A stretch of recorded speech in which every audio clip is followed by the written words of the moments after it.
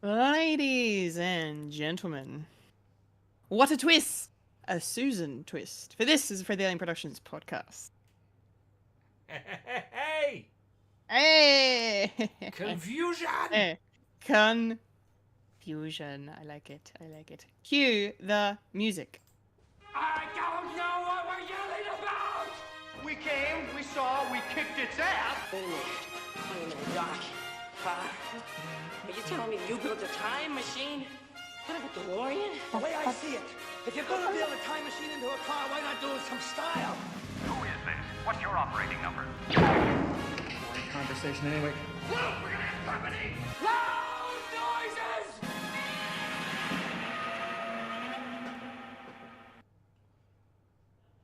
Hello. Hello, Hello! I'm a Kendall Richardson. I'm a Fulya and Michael. And I'm still listening to the voices in my head that tells me to burn things, Michael Lister. And you are now experiencing a podcast called Fred. Yeah, just experiencing it through the mediums of the interwebs that we have at our disposal, mostly YouTube and Twitch, and that is all. Yes, that is it. That is all. That is everything. Everything here. Yes, welcome to the show. Welcome. We're all here. Yeah. This week, we're all here. It's nice. It's wonderful. It's lovely. It's excellent. There's some fun stuff to talk about.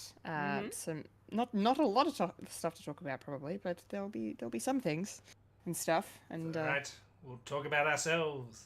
Yeah. No, nobody wants to hear that. Sure they do. Sure they do. Well, let's just stop this farting about, shall we? It's weekly watchings time. Fulia, what have you been watching this week?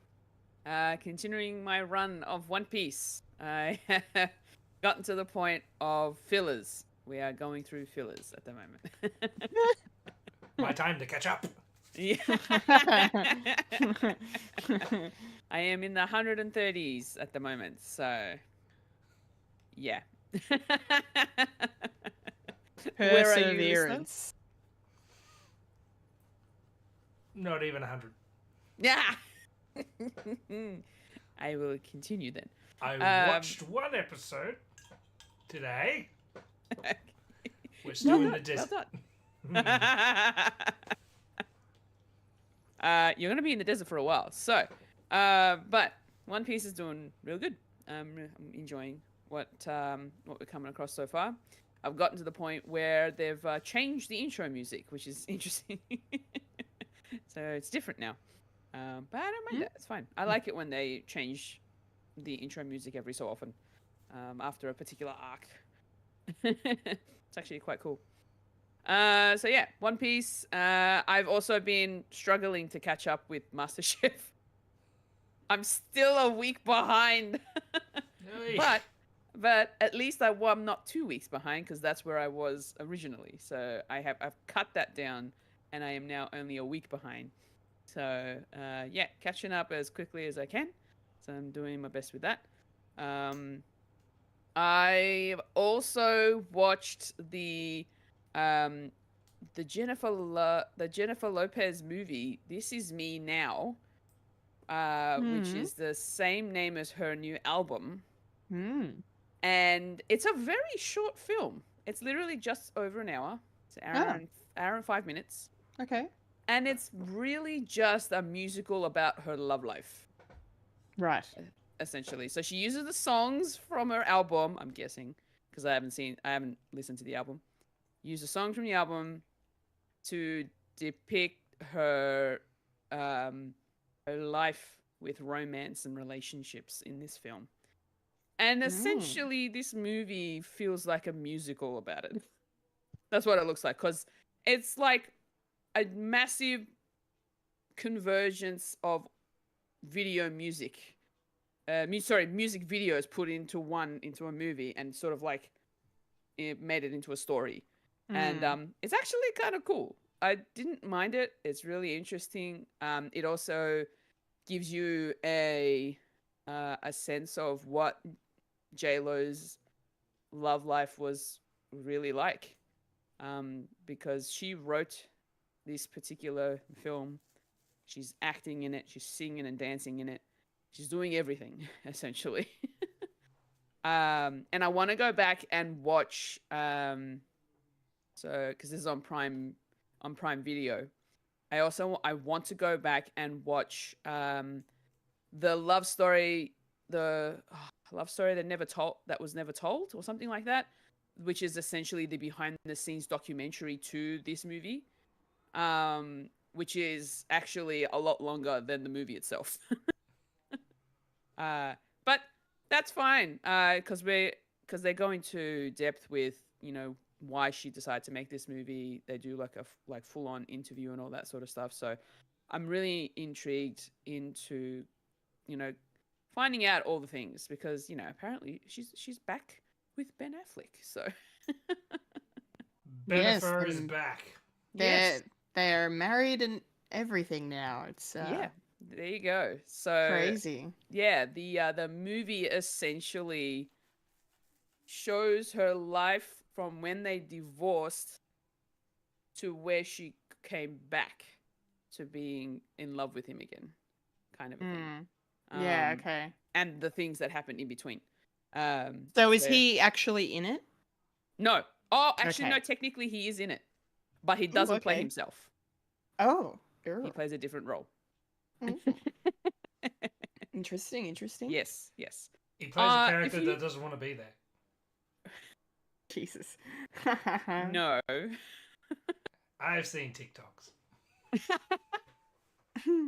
If you are a fan of J-Lo and her music, and if you're a little bit intrigued about why she ended up with, you know, marrying and divorcing quite a few times since the first time with Ben Affleck, this is a good way to get an insight into that, essentially. So yeah, I didn't mind it. It was pretty cool. The other things that I have also watched is I watched the Marvel Studios assemble for the making of X-Men 97. Woo! Which was really cool. And now I kind of feel like maybe I shouldn't have, because there was a lot of spoilers for the original animated series. Oh.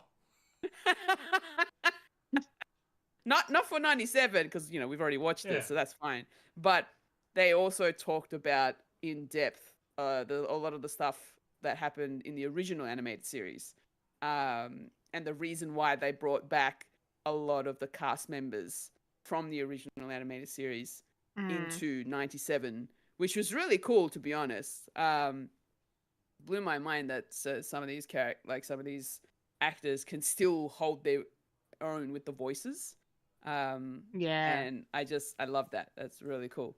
And then they also, you know, talk to the new actors that were brought in to play some of the other characters, which is really cool. And yeah, I'm that little bit more in love with the X-Men now. To the point, segue, where I started watching the original animated series just before recording today. Okay. Where are you up to? Let's compare notes.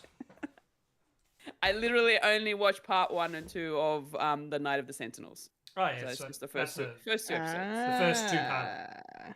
Yeah. Essentially, watch that. It's a little jarring in terms of the animation. Yeah. For me, going from modern to 90s, and I'm like, oh, it kind of hurts my eyes, but it's fine. It gets worse. So I'm trying to like keep up with it all. It gets worse, then it gets better, then it gets worse. Yeah. So yeah, it was actually really cool to find out that you know, that Jubilee was the way that she starts off. She wasn't necessarily at the X-Men house originally. So it was nice to see how her story sort of came about and how she ended up there. And yeah, it was really interesting. Got introduced to maybe one new character that I'm not sure about, who's an antagonist. Not what is the starts with G. Gyrick. Henry Gyrick? Henry Yeah, Gyrick? yeah. Yeah. That guy. Yeah. Oh, yeah. That one. Yeah, that one. So yeah, they're interesting antagonists. I'm very curious to learn more about his plans, his plots, For the future. the future. The future. And yeah, currently, yeah, kind of enjoying it so far. It's a little jarring hearing some of the voices not sounding the same as the 97 one, but it's okay. I'm like, Fulya, this was made in the 90s. Just leave it. Leave your thoughts on the other side of that door. Yeah. But it's good. It's good so far. Yeah. Nice. We do see Gyrick in the 97. Yeah, yeah, he Honestly, was. I've forgotten already. It's alright. He's basically we first see him in jail and Yeah. he dies in. Isn't he the one that Bastion like woke up, put his glasses on, and then killed him? Him. Yeah, that's Henry Gyrick. That guy. Yeah, Rogue also went to visit him, and like she sucked used her powers on him, and like touched him and whatever, and then he was bedridden, and then Bastion came in and finished him off basically. Yeah. I think the Fulya does not remember. This is only like a couple weeks ago, man. You've forgotten it already. Jesus. Oh no. I think the one that Oh, no. I think the big confusion is he has glasses, and the two episodes that you've seen he doesn't have glasses. Right. So I'm not helping. That's okay. Yeah, no. Great big X-Men from the 90s. Very good. political so far. asshole. Nice. And Morph. Morph looks weird, man. He has hair. He has hair. He has a face. Yeah. He's that like the 97 version of him is I don't know, actually, you know what? He may have started off the way that he is in 97 a little bit earlier, but I just haven't gotten to that point in the original. But at the start, seeing him have a face with hair, and I'm like, I'm sure that's Morph, and then he transforms into all these different people, and I'm like, that's Morph. Holy crap, that's Morph. And then he morphs. Oh man. Morph. Yep. Morph. Morph. Yeah.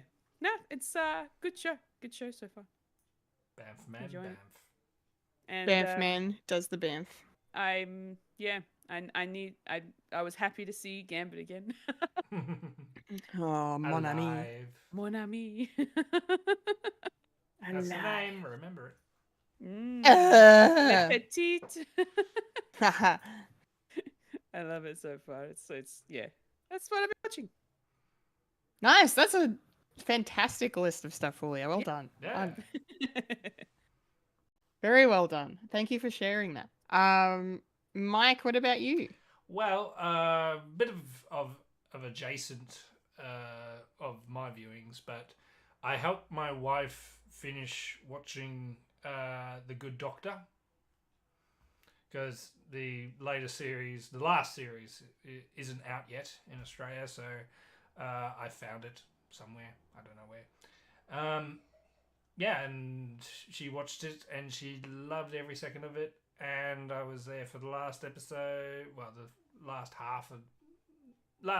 couple of minutes of the last episode, and she's bawling her eyes out. I said, I need to do the husbandry thing and sit down and give her a hug. Yeah. Yeah.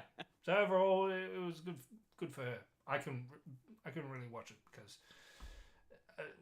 I have a problem with The Good Doctor. I mean, if you're going to write someone with neurodivergent sort of characteristics, don't write him as a fucking robot. Anyway, yeah. So that was good for her. But I did something that I'm happy. I went to the movies by myself. I went to the movies and I watched Furiosa, the Mad Max saga spin-off prequel to Fury Road. I really enjoyed it. It was so Yeah, much it was fun. good. It was so much fun. Not as good as Furiosa, but I did not go in expecting it to wow It wasn't me. as good as Fury Road, you mean? Yes, Yes. Fury Road, Fury Road. Furiosa. Yes. Yes, not as good as Fury Road, but Yeah. very enjoyable nonetheless. And I would recommend it if you like these films, basically. Um, and a very Australian film. I was there just watching. That guy. I know that guy. It's like a lot of Australiana actors in this, um, including the guy from the oat milk ad. And I thought, that guy. I like him. He's full on. And yeah, a lot of not many characters. Well, not many actors from Furiosa came back. It was a sort of recast. Some just because you're doing a prequel, so they're younger, and also unfortunately some of the actors have passed on. Yeah, so they had the recast, and a big standout was Chris Hemsworth as Dementor. Oh, Mm. that's good to hear. Yeah. He played a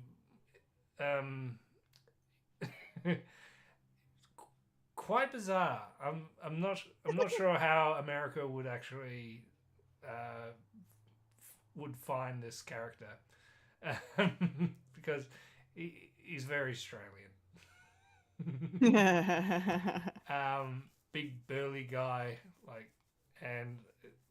but he deliberately has the accent of nah. So I enjoyed every minute of it, and the storytelling in it is quite bizarre but enjoyable, and yeah, I think you would probably like it, Kendall.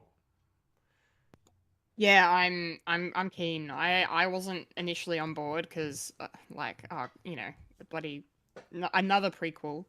But I mean the first, Fury Road was a cinematic masterpiece. I think is fair to say, and by all accounts, Furiosa, like you said, probably doesn't hold up to that No. expectation, but is a worthy successor. I guess a worthy prequel, I guess you could say. So I'm really looking forward to watching it. Yeah. Like the more trailers, the more footage I saw from this, I was like, this looks fucking awesome, and it's an Australian movie, so like that's even more special, I think. Quite deliberately Australian. Yeah. You get to see something that I haven't seen in a Mad Max film, but there's a narrator talking about the world, and you see the world, and then they zoom in onto Australia. I thought, yes, it's in Australia now. You can't deny it's an Australian film. I mean, this is. I was glad to have Mad Max as Australian royalty film than Crocodile Dundee, because it's all problematic now. Yeah. Anyway, but I want to see more. I want to see more stuff, and I know Miller's getting on a bit. I mean, they were saying that he was an old man in Fury Road. And it's like, he's a 70-year-old man, but he's got the energy of a 20-year-old. And it's like, well, he's in his 80s now, and he's filming this film. It's like, yeah, he's got the energy of a 40-year-old.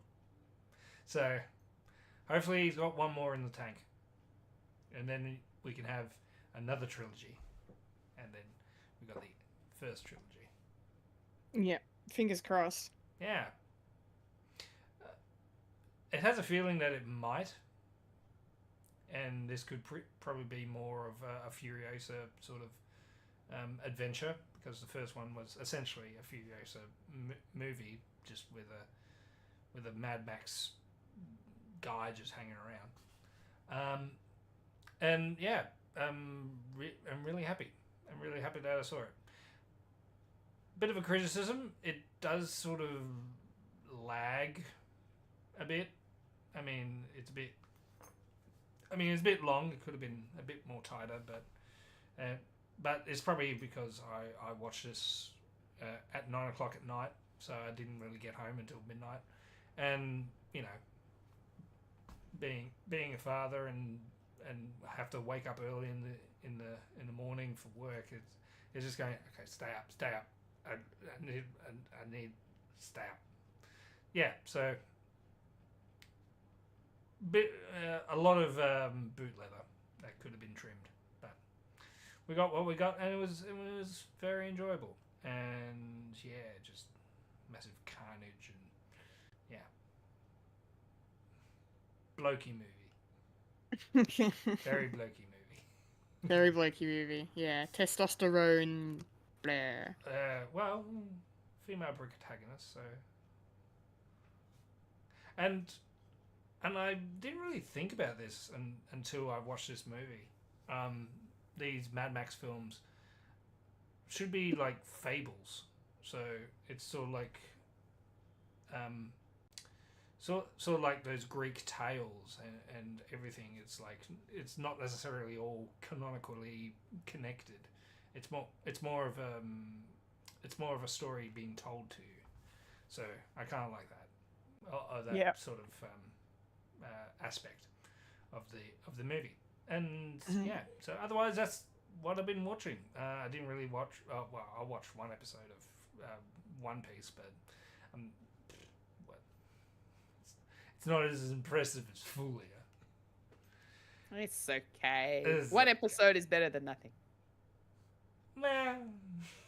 I don't know. Yeah, and I also watched the X-Men Assemble stuff as well, and yeah, I shed a little tear. It was like, nostalgia. It hurts. I'm getting old. What about you, Kendall? Are you getting old? Yes, as the oldest one on the podcast, yes, I am. That's not true. Yeah. No, it is actually. By like just under 3 months. 4 months. 3 months. 3 months. Yeah, just under 3 months. I have on Fulya. Yep. And then we both got on you. We're gonna die first. Yeehaw. Come on. No, I'm male. Statistically, I'm gonna die first. This is true. Oh, anyway, gold leader.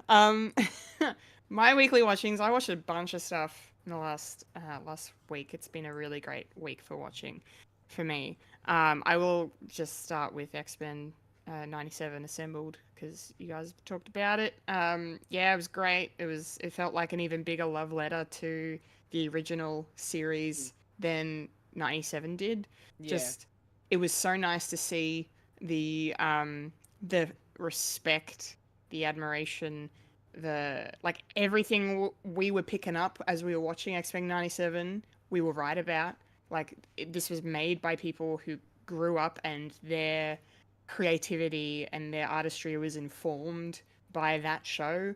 And then just the fact that they got on the original showrunners and the head writer to come in, not only serve as consulting producers on X-Men 97, but like have them in the doco, you know, the making of, talking about the struggle of just getting X-Men on the air, you know, and how they were trying to get it to series for so many years. I didn't know any of that stuff, and how Stan Lee was working with them very closely to get it made. And like hearing about all of that was really cool.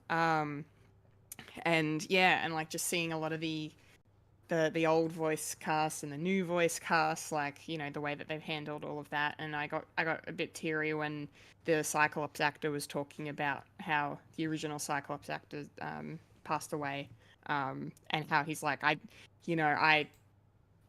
the way he described it, how he like built us up to just really rip our hearts out with like him talking about. I didn't know his work and I wasn't familiar with X-Men before I auditioned, but then I dived in and I learned about him and his life and how like much of a cool person and a talented man he was, and then he's like, and then he talks about how he would have really loved this and he definitely would have been here if he had still been alive, and I dedicate this to him, and I'm just like, stop it. Why? Yeah, it was really, really beautiful. There's a lot of moments like that in this show that made me just go, oh, that's sick, that's cool. Yeah, and the fact that the original cast didn't know how much of a success that original show was, like how many fans they had, and until they were, until it was over, Yeah. just you could really sense the generational gap between then and now, with like the internet really just opening up the entire world, and conventions with Comic-Con and things like that really taking off with the advent of the superhero era that we've been living in. Like, yeah, it was just really cool. So yeah, I really liked this making of. It was awesome, and then just the end of them all singing the theme song was Love very that. cute. Yeah, it was very, very cute. So I did enjoy the fact, and I had no idea that a lot of those voice actors, the originals, were like theater actors mostly, not like proper voice yeah, actors or like no, on stage. So on like for film and TV more so. They've mostly played like mostly theater actors, which is yeah, really awesome. Yeah. yeah, is really, really, really cool. Yeah. Yeah, it was really, really cool. I'm glad that they were like, let's be different. Let's set ourselves apart and let's find ways to do that. And that was one of them. And yeah, I think that worked exceptionally well. Like especially the Storm actress. She was so extra and so so fabulous and just so, passionate, and I Well, love being how a she yeah, I was gonna say, being a Shakespearean actor like that, you've got to yeah. have that kind Oh of like yeah. gravitas kind of voice. 100%. Yeah. So learning that she was a Shakespearean actress, that she's a theater actress, made a lot of sense. Yeah, But yeah, I just love how she owned it as well. yeah, Like she's like, this is me, this is who I am. Like, I can play a queen. Like that was that was cool. She yeah. was great. They were all great. Yeah, I fucking loved it. So yeah, massive spoilers for the assembled, but yeah. Anyway. I got a bit of trivia for that. Oh yeah. Essentially, she wasn't the original Storm. So the episodes that you saw, Fulia, she wasn't playing Storm. So the voice did sound a little different. Originally, it was I can't remember names, but originally it was a white actress playing Storm. Ooh. And then they go, and even back then it's like, oh no, I can't really do that. So they hired properly. But unfortunately, and this is the reason why all the actors are Canadian.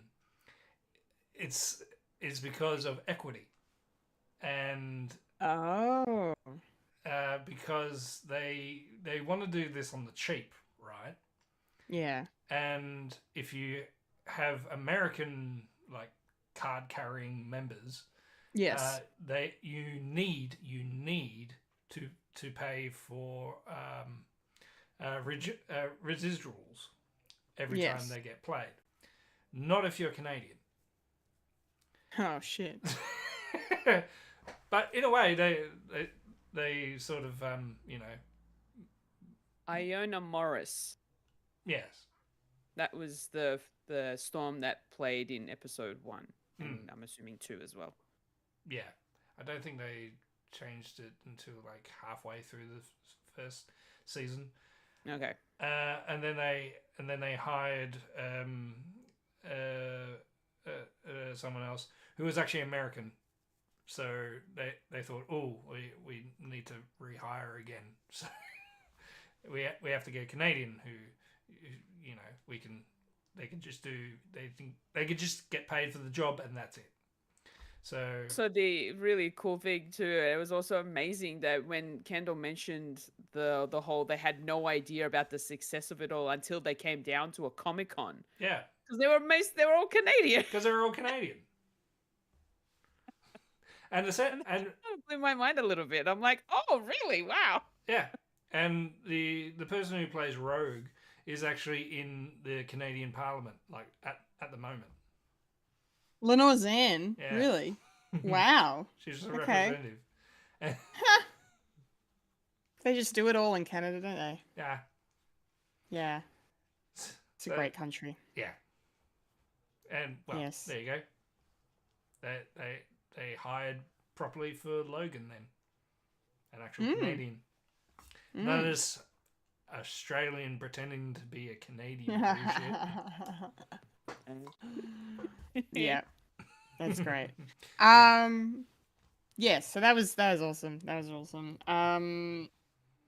Yeah, let's see. I'm gonna take it down to a really depressing area. Because I watched The Tattooist of Auschwitz, which is a Stan series, based on the best-selling novel, which tells the true story of Lale Sokolov, who was one of the tattooists at Auschwitz during World War II, of course. And basically, it's just this insane love story, like this glimmer of hope existing in the darkest place imaginable.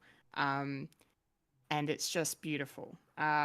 It's really, yeah, it's also one of the, I don't know, I've seen a lot. I'm fascinated with that part of history, and for some reason I'm just super morbid, but I've seen a lot of like movies and documentaries about the Holocaust specifically, and different interpretations on how, obviously there's Schindler's List is like at the top of the list, if you're fascinated by that kind of stuff, but this one was like, so it's a mini series, so I think it was like it's only 6 episodes, so about an hour long each.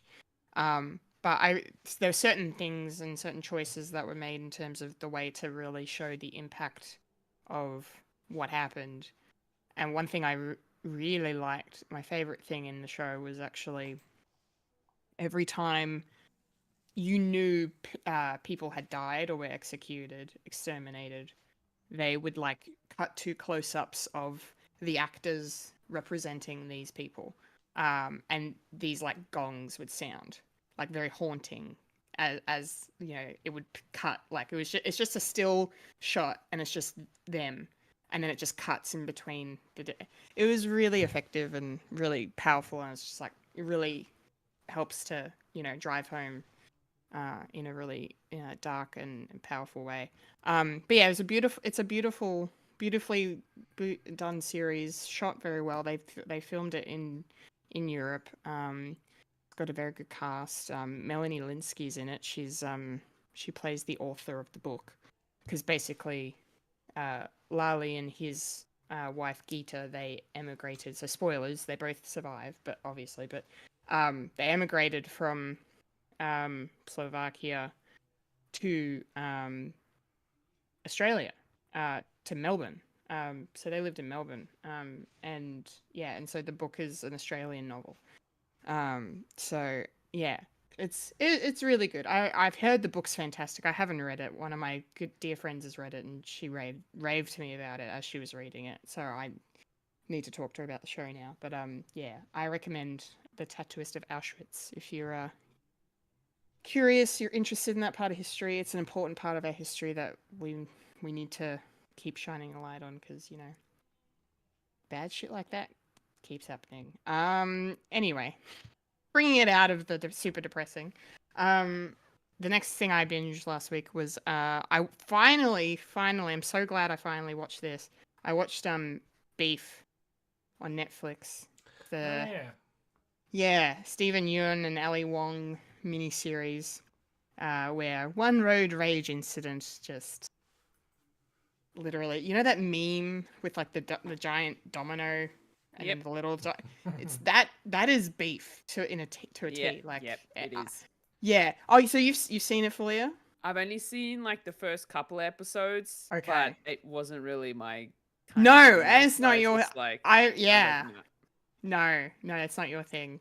No. I commend you for attempting to watch it though, because it is a very good show, and I remember we did the trailer for the podcast last year. And yeah, and really liking the look of it and the feel of it and whatnot, and but it was better than what they were advertising. Like there is a really great flawed human story going on within this whole thing, and like you would have seen aspects of it, but like it just gets worse and worse. Like they just keep going downhill. Yeah. Well, it's pretty bad in episode 2, so I'm like, yeah, no, Oh, this is my cut.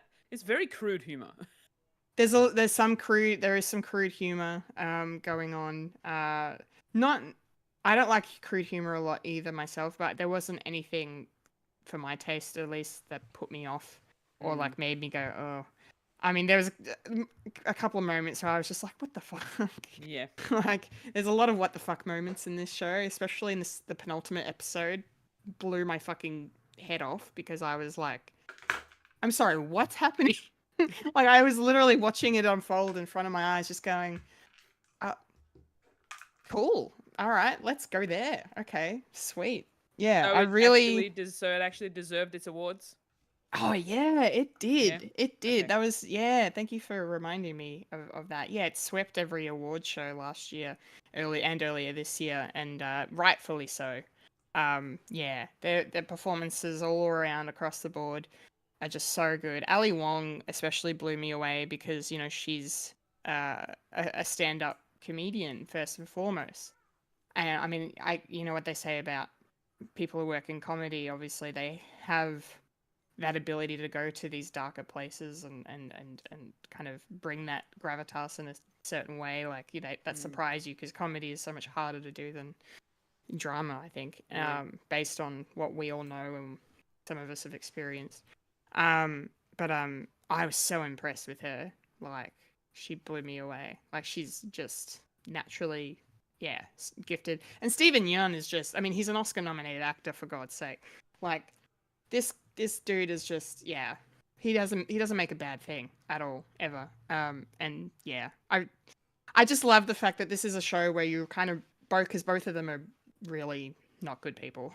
But you find times where you're rooting for them, and you also find times where you're just yelling at them like, what the fuck are you doing? Stop this. Stop.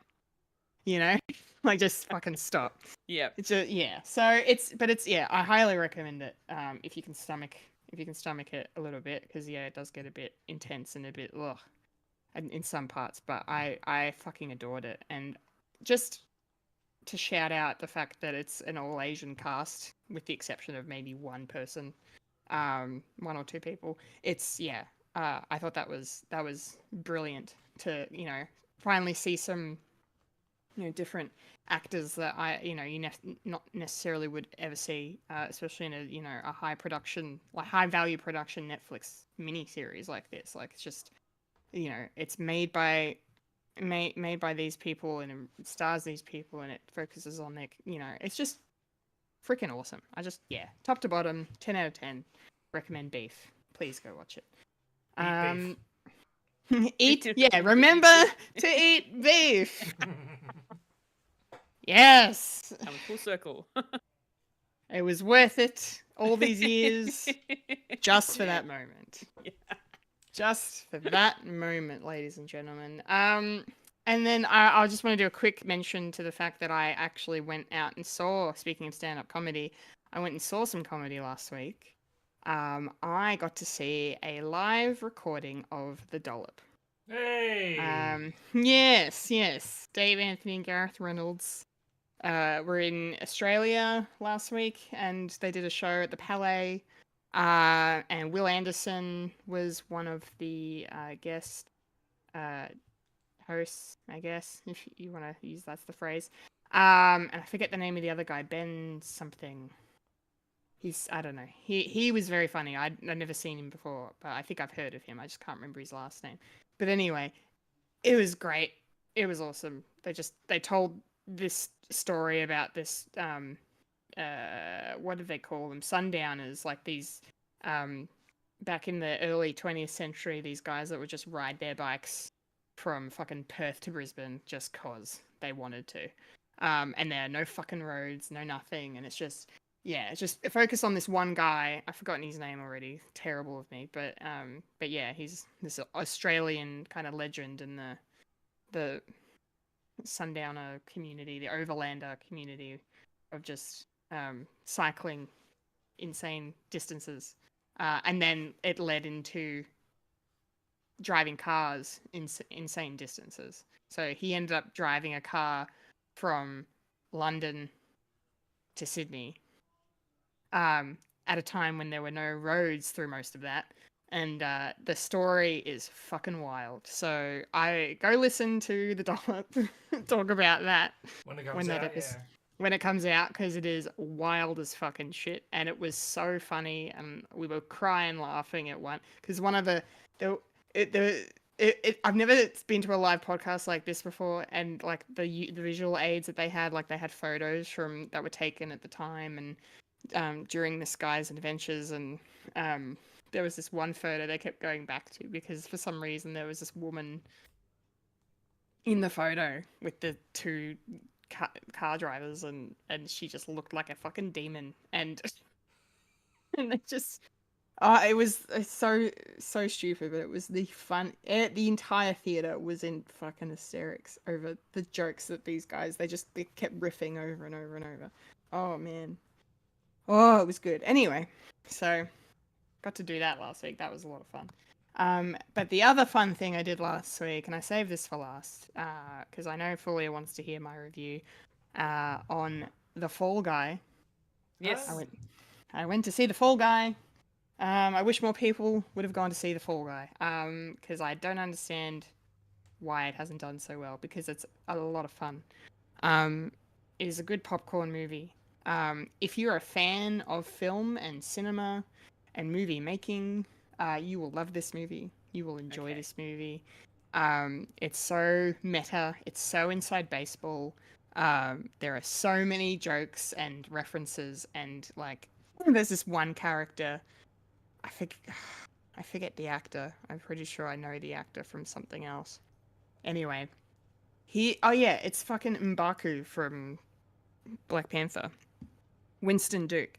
So Winston Duke's in this, and his shtick is basically he uses movie quotes in a lot of, when he like there's like this banter thing back and forth between him and Ryan Gosling's character, and their thing is like he will say a quote and then Ryan Gosling has to guess what the movie it is, and then as the action starts ramping up, he'll be doing shit and he'll just scream a random movie quote out at the dude he's fighting or whatever. It's so funny.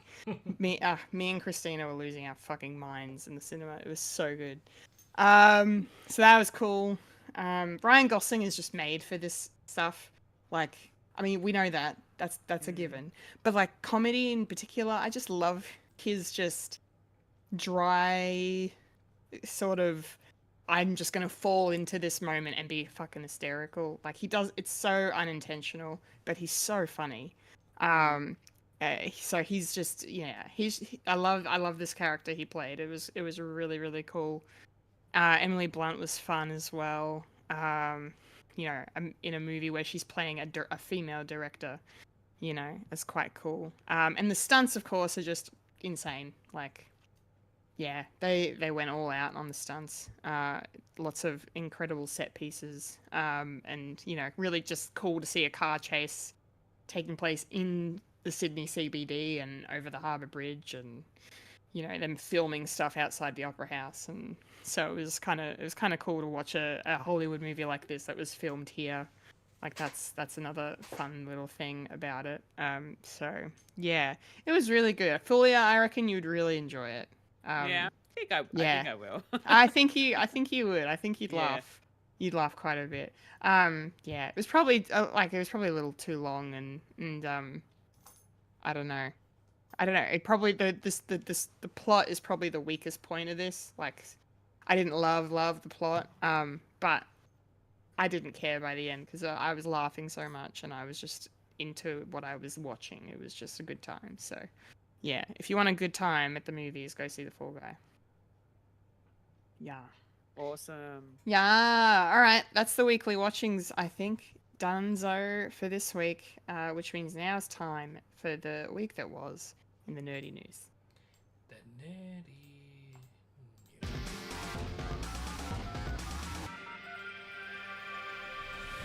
This is the news, the nerdy news. The nerds that talk about the nerdy news. That is us who talk about the news that is nerdy. And now the queen of nerdydom, the hostess with mostest, Kendall Richardson. Take it away, Kendall.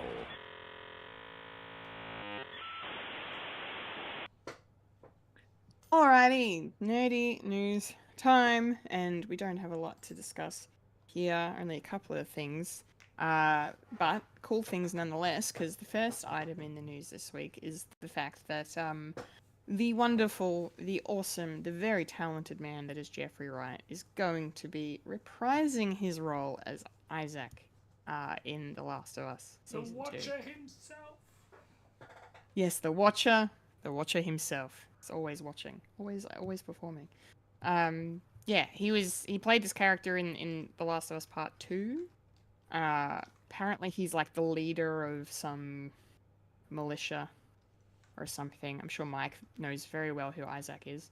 Yes, so I'm going to throw to you in a second.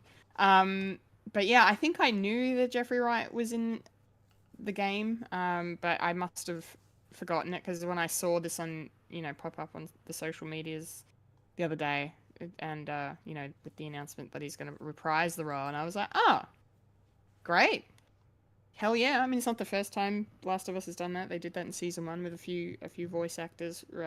One, the actress that played Marlene reprised her role, and then of course they had Troy Baker and Ashley Johnson in other roles in the show, which were really beautifully done. Oh god, have I said something, Mike? No, I was about to say something about that. That's a spoiler for the second Spoil- game. Spoilers, sweetie. Spoilers. Someone was cast in Last of Us Part 2 as well. Last of Us 1, the series. But I'm not going to say who. Okay, great. Because that's a spoiler. That's a spoiler. But anyway, I was just really excited when I saw the fact that Jeffrey Wright is going to be in The Last of Us Season 2. I mean, like, fucking hell, talk about a heavy hitter. That's just going to be epic. I can't wait. I can't wait to have my heart torn from my chest and handed back to me and say, did you have a good time? I'm like, yes, I did, as I wipe away my tears. Yes, anyway, that was graphic. Mike, how are you feeling about this? This is pretty cool, isn't it? Yeah. It'll be great to actually see his character more fleshed out as well. Like, watching the previous show, previous season, and also dabbling into like the gameplay as well as like doing the let's plays. Is sort of more fleshed out and really good. And his character, spoilers. I'm taking my headphones out. No. Put him back in. Okay, I'm gonna put them back in now. I'm back in. All right, cool. Thank you. So anyway, his character. No. Yeah, his character's I'm not sure if your article goes into his character or not, but no. The only description I have is HBO. This is the HBO description. Isaac is the quietly powerful leader of a large militia group who sought liberty, but instead has become mired in an endless war against a surprisingly resourceful enemy. That is all I know.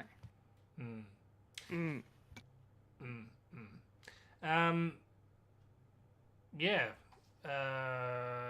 Yep. That's a very good description without saying too much. Because Nice.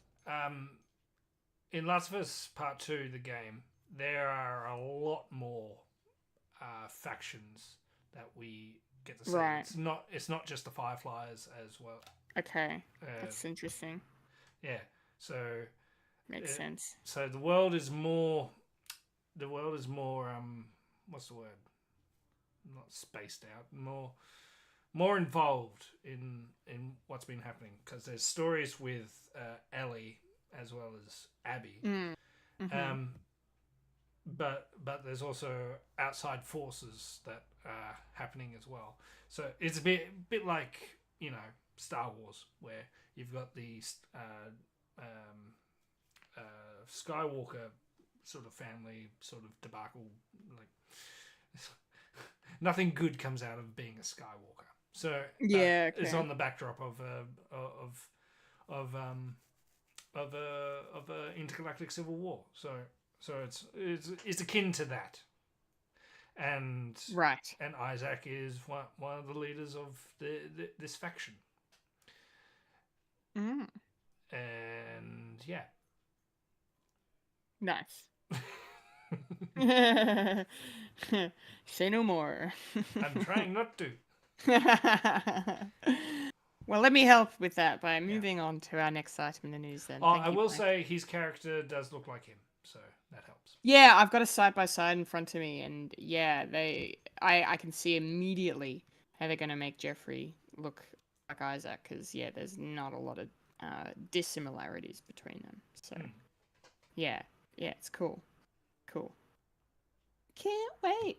All right, we got one more thing to talk about in the news this week, and this is pretty exciting, and I'm really keen to hear Fulya's thoughts on this, because Ryan Johnson, Speaking of Star Wars. Speaking of Star Wars.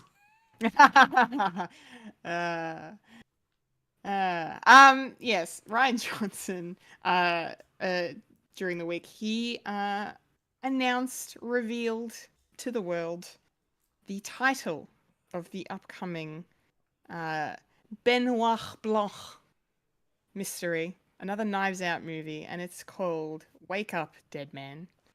I love this title. Hey, Fully's excited. I love it.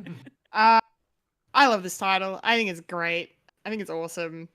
I can't wait to see the context of the title in action when we watch this movie, because Lord knows we're all going to be watching this. Mm-hmm. Daniel Craig's coming back as Benoit Blanc. That's very exciting to see him returning once again. I think this is this is like the best character. I mean, I know he's played James Bond, but like this is the best character he's ever played. I'm sorry. Like Yeah. he's fantastic. He's a modern day Hercule Poirot. With a contemporary twist and a Cajun accent, and it's just, it's just brilliant. It's just brilliant. And Ryan Johnson has definitely found his niche and found his market with this. So, yes, no Star Wars for him. Only murder mysteries. But yeah, I can't wait. We don't know anything else other than that. It's coming out next year, I'm pretty sure. And it's going to be on Netflix again. This is part of the deal that Ryan Johnson has with Netflix. Obviously, Glass Onion was a Netflix film. So this is going to be the next one. So yeah, I'm excited. I can't wait. Well, yeah, tell me how excited you are. I'm super excited. I can't wait. Please refer back to my Kermit's. Yeah. Yeah, it's that Kermit gif. Yeah. Yeah. Pretty much. Oh man, I love the first two films, and the fact that we're getting another one is just making me so hyped. I can't wait to see where this one goes. Like, just by the title of it all, it seems like we're gonna be getting someone who died who's gonna be revived or comes back to life. No.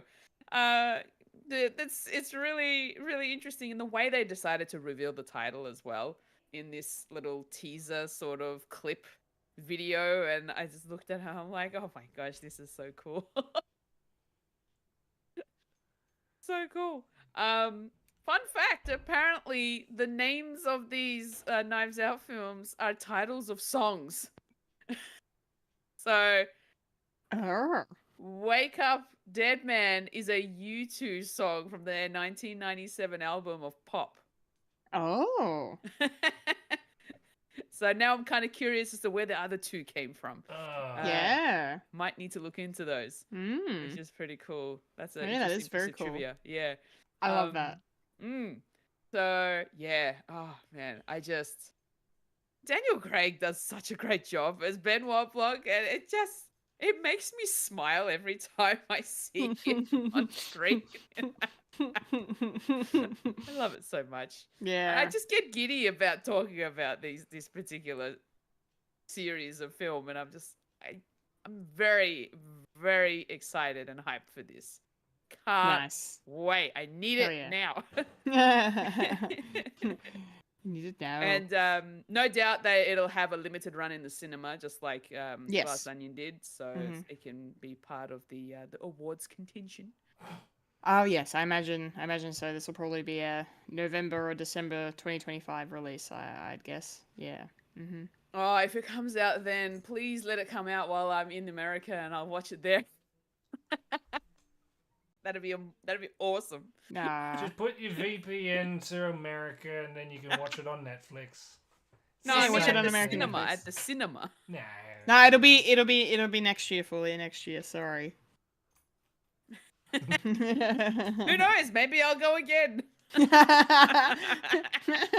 what, never to know. America? Yeah. If you're allowed. We'll find out later this year. If there is an America that still exists, to go back then, to, yeah. We'll find out when I come back. Empires usually last for this year. for 250 years. Anyways, we're not a political podcast here, but not a political podcast. I am super excited for Wake Up Dead Man. Wake Up Dead Man. Let's go over to you, Lister. Yeah. Wake me up, dead man. Anyway, sorry everyone. Go on, Lister. Go on, Mike. I'm a dad, so all I heard was "Wake up, Jeff." Yeah. So if it's a U2 song, I automatically hate it. Fuck Bono. Amazing. It's for the starving children. The great or good. The great or good. Even Irish people hate him. Yeah, I'm very excited for this because they actually are quite enjoyable movies. Yeah, and very beautifully shot. Also, can't wait for a cast list. It's going to be stacked, and don't know what's it going to be or who's going to be. And yeah, Daniel Craig coming back as his particular character's name, Matt LeBlanc. Anyway, he's a friend. Yeah, can't wait. Yeah. First the knives came out, then the glass shattered of an onion, and time to wake up, dead man. So when's this coming out? Well, next year maybe. Next year sometime. Next year sometime. Alrighty. Thank you guys. That was awesome. Cool. That's the nerdy news. That's it. That's all we got this week, which means, of course, it is now time to roll on up to the trailer park.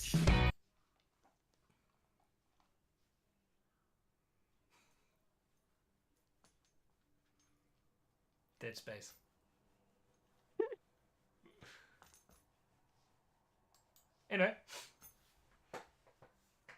Anyway, right. Are you playing the music? It's done. No. What were you saying, Kendall? Sorry. It's time to roll on up to the trailer park. Edit point here. Rolling up to the trailer park where we all park all the trailers. Hee-ha. I Ah, it's trailer park time. I have Yes. an itchy trigger finger. Itchy trigger finger. Trailer park time, ladies and gentlemen. Yes. Cool. We got some cool trailers to discuss, starting with our first big proper trailer for Beetlejuice, which was really, really cool. I really need to rewatch the original film. I need to watch the original film. Yeah. What? I need to remind myself of the story. I've only seen it once, I think, and it was a long time ago. So this is a movie that I need to really go back in and revisit to get the story. Because all I really remember is, bloody Michael Keaton and his amazing performance. And it just really, you see him in this trailer and it just really feels like no time has passed at all. Like it's like we're back in 1989. It's the year after, and there's a sequel. Like he's just that back in the zone. So I'm just really happy to see him being fantastic and wonderful. And yeah, Winona Ryder, like I love her, and she looks great in this. The whole cast looks great. Catherine O'Hara's, it's great to see her in this. I'm so glad Schitt's Creek has given her sort of this renaissance of like, now she's just in fucking everything because she's so good. Like she's finally getting her due. It took, I don't know why. I mean, she's always been a legend, but like for some reason it just feels like since Schitt's Creek came and went, and it just feels like, she's just on a roll, and it's just awesome to see. But I think the biggest thing for me with this trailer that I really enjoyed, like other than the fact that it's just Tim Burton bonkery going on, practical effects. Let's just give a fucking round of applause for the decision to use practical effects in this. Yeah. Because fucking hot damn, it makes so much sense when when you're going to sit down and watch these films back to back. You can watch it and it's going to match up. The aesthetic is going to hit the same way. The effects are going to hit the same way. Everything's just going to make sense. And I think that's such a good decision, not only from just being a faithful sequel, but just, as a, in a world now that we live in where our market is so saturated with overuse of CGI now. An over-reliance on it. Some movies use it to great effect, of course. There are some incredible artists out there that work way too hard and don't get paid enough. They should go on strike. But yeah, it's just, just to see it kind of used in this way that's like this stop motion animation, and, the makeup effects and everything. It was, I don't know, it was nostalgic in the right way. Like, I don't know, it just really felt like I'm watching a movie that was made in the 80s, but it's a good thing. Like, it also felt fresh at the same time. I don't know, I'm just spewing words at this point, but I just was really impressed with that. I think that was my favorite, apart from Michael Keaton, I think, my favorite thing about this trailer. So, other than that, I don't know. I don't actually know if the movie's going to be any good, other than being a artistic joy to watch.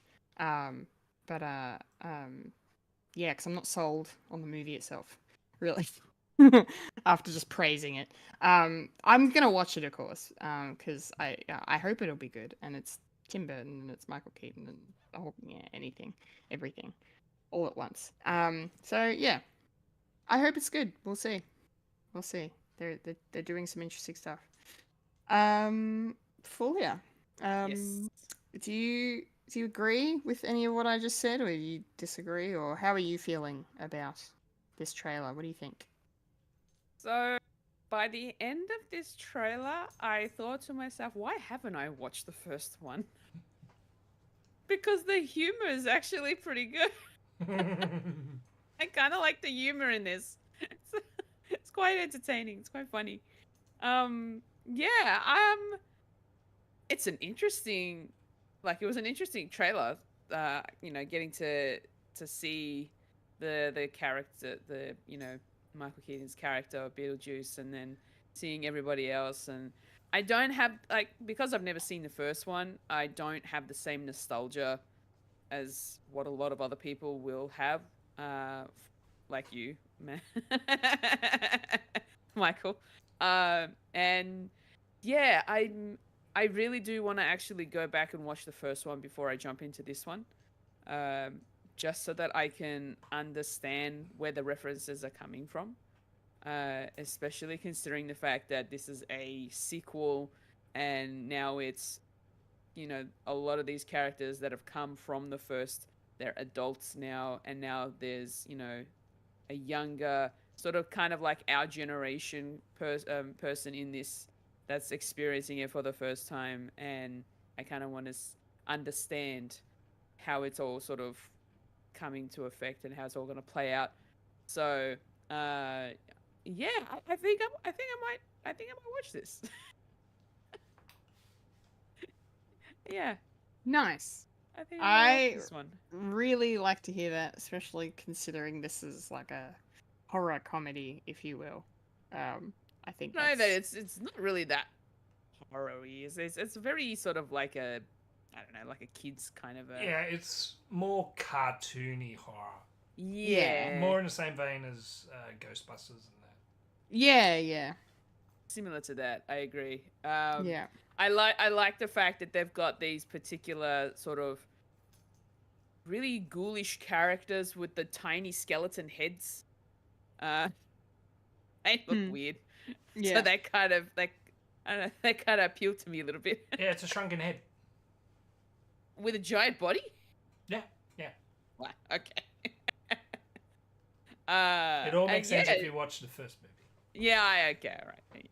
Yeah. I need to watch the first one. I like the fact that there's going to be, other characters in here that kind of looks like the corpse's bride. Dolores. There's that, and then Rory. Willem Dafoe is also in it with part of his brain sticking out, which is going to be interesting. But yeah, no, just overall, it looks like fun. It just looks like it's going to be good fun. Please, okay, I have a question because I'm watching the trailer. Now, there is some CG in this that looks real cheesy. Is that on purpose? Is that I the think plane? so. With the snake thing and I don't know, it looked really weird and The really plane, jarring. yeah, the plane Yeah, took the me out of plane- it for a second. The plane, yes. But I kind of liked that they were doing something different. I think, yeah. So it's on purpose that they're I making think it so. look like it's really From the 80s. Yeah. bad. We won't know until we watch. Yeah. All right. Okay. The aesthetic. The context. The context. Yes. Yeah. I will. All right. I will watch the first one before going into this one. Nice. Great. Glad to hear it. Mike. Hello. What about you? I did watch it, and I watched it last night. With Hey. my wife, because I haven't seen it in ages either. Yeah. And I don't know why, but my kids know of Beetlejuice now. Because he's a character that you can get in Lego Dimensions, which is strange. And then they were going, "Oh, who's this character?" It's like, "Oh, this is Beetlejuice." I'll show. I can't really show you anything from the movie, but I can show you where he turns up in Teen Titans Go in an episode. I was like, "Ooh," so I got him to watch that. It's like, that's Beetlejuice. He's cool. It's like, yes, but you won't be able to watch the movie until you're at least 13. Yeah, so kids know of it, and yeah, it sort of does hold up, like sort of the aesthetic and also the practical effects as well, and yeah, and even in the trailer, I'm really happy that that they're jumping headfirst into it. And these effects are eye-poppingly good. Pun intended. And yeah, I'm absolutely happy with it. Will it be a good movie? I don't know. Not expecting much, but I'm sort of more of a morbid curiosity of where this story is going to go, because it's sort of like the first movie is sort of tied up nicely, and do we need a sequel? No, but if they've got a story and it's more like what's the term, legendary sequel or something like that, where it's sort of passing the torch sort of thing, because you got Jenna Ortega as Lydia's daughter, Ryder's character, and where does this go? Because a lot of people have been asking for a sequel ever since the first movie came out, and people on the internet know there used to be a script like going around called Beetlejuice Does Hawaiian, where he is in Hawaii for some reason. I don't know. It's a sort of a legendary sort of bad idea sequel, and also title. What else? Yeah, can't wait to watch Willem Dafoe in it, and also there's brief glimpses, but he is in it. Danny DeVito is going to be in this movie. Yeah. So we're going to have Batman and the Penguin in a Tim Burton film again. Yeah. Yeah, boy. And Danny DeVito just always ends up being in a... I think this is like his 5th time in a Tim Burton film, even if he's not the main sort of person. It's like, yeah, chuck him in it. Yeah. Actually, no, Dumbo. I forgot about Dumbo. Whatever. Dumbo. Yeah. Who cares about Dumbo? Yeah, it didn't have the mouse, so it's not my Dumbo. Or drunken clowns and the racial undertones. Well, overtones, really. Anyway. Anyway, Beetlejuice. When is this coming out? Well, I'm glad you asked. Beetlejuice will be in cinemas on the 5th of September. Such a good title. It is a great title. Yeah, if you know, you know. If you know, you know. Yeah. You don't know, Fulya. You don't know yet. Get it. Yeah. But, all right. You know, it's a bit of a big gamble. Are they banking to do another one? Yeah, I mean, yeah, that's a little bit of setup, a little bit of like, 6 seasons in a movie of them. Hopefully. Yeah, manifesting it. But I think it's going to be another 35 years until the Yeah. next sequel. Yeah, and then they'll actually all be played by dead people. Yeah. Yeah. And they're going to go, we're going to go full CGI. Yeah. Yeah. They're going to be the most method of method actors of all time. Yeah. It's going to be great. Cool. Well, speaking of the 80s and nostalgia, our next trailer is for, another belated sequel that, probably doesn't need to exist, but I think it does for reasons of, maybe some fun, because I actually enjoyed watching this trailer. And that, of course, is Beverly Hills Cop, Axel F. Yeah, I got that song in my head now, thanks to this trailer. Great. Bring back the crazy frog. Ding, ding. Anyway, this trailer looked pretty good. I enjoyed watching it. I got a big smile on my face seeing Eddie Murphy, not just as Axel Foley again, but really just in his element, like being Eddie Murphy, like being that funny, loudmouth sort of a character, like just I really really liked that a lot. It just reminded me of my childhood a little bit. This movie looks kind of crazy. Like there's a lot going on. There's some big set pieces going on with, car chases and trucks slamming into buildings and helicopters flying around way lower than they should. So that's kind of interesting. Axel's on the back foot again. He's not everybody's favorite, and and that's kind of fun. I love that they've brought back the original, some of the original actors as well, and then some other actors from other '80s things, like Kevin Bacon's in this for reasons that are pretty fun. And then Joseph Gordon-Levitt's in this as well. Like he's like the new, the younger partner, the younger detective. So that's kind of cool. I like him with this like Hobbit-like hair. He's got these like curls going on.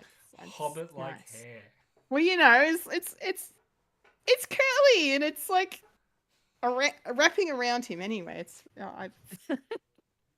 I have a one-track mind, okay, people. And it's all to do with hobbits. It's all to do with hobbits. Yes, that's what I always have secret breakfast. Always. Anyway. Sorry, not sorry. Yeah, but no, it looks fun. I don't know if it'll be a good movie or not. It might just kind of fall into that genre of like belated sequels that were made just because. Coming to America kind of unfortunately falls into that a bit.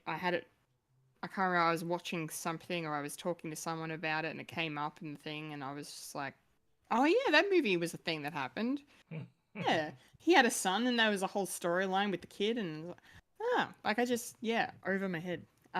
So yeah, hopefully this movie doesn't go that way, but it looks like it might be fun. So yeah, and it'll be a good motivator to go back and rewatch because I've actually only seen the first one. I've seen bits of 2 and 3, I think, but I haven't fully done a proper trilogy watch of Beverly Hills Cop. So could be a good excuse as well to go back and watch that. So lots of nostalgia happening over here. What about you, Fulya? How are you feeling about this trailer?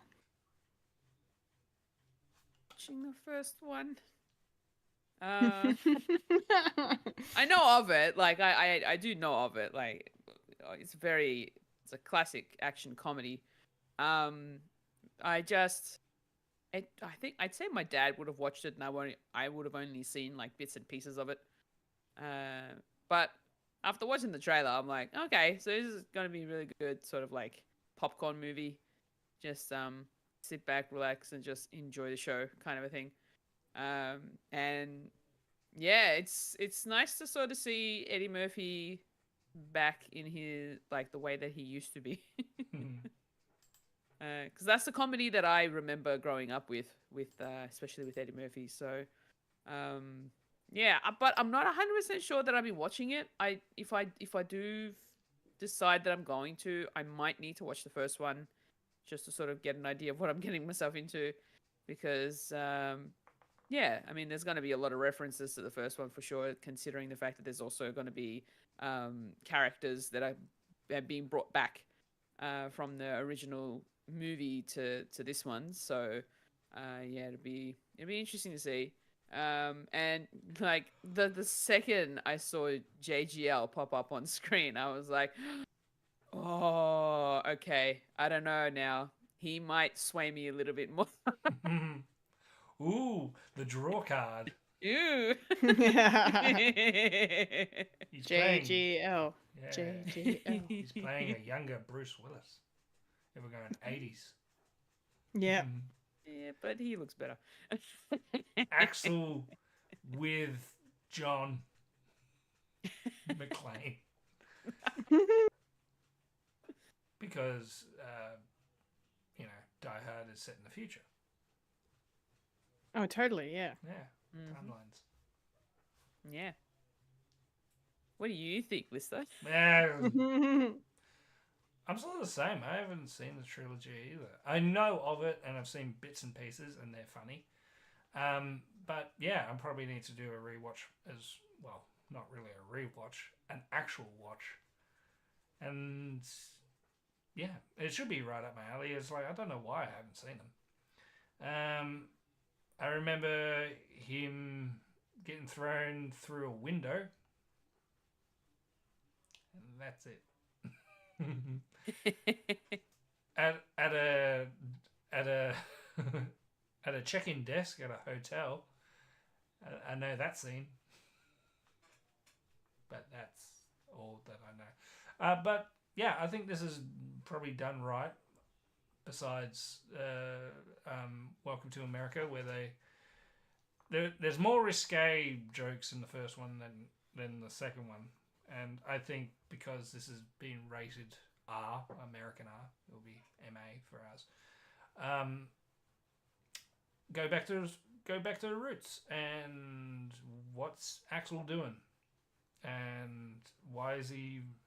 It seems like he's being brought out of retirement, so it's going to be that sort of a movie, and I can't wait for that. It's going to be fun because I'm enjoying this sort of renaissance with Eddie Murphy now. We don't need another Norbert or even Clumps. We don't need Clumps. Just just stick to the good ones. Yeah. Yeah. So when is this coming out? Well, Beverly Hills Cop Axel F is going to be on Netflix sometime this year. They didn't give us a release date for this one, actually. So, but it's going to be this year.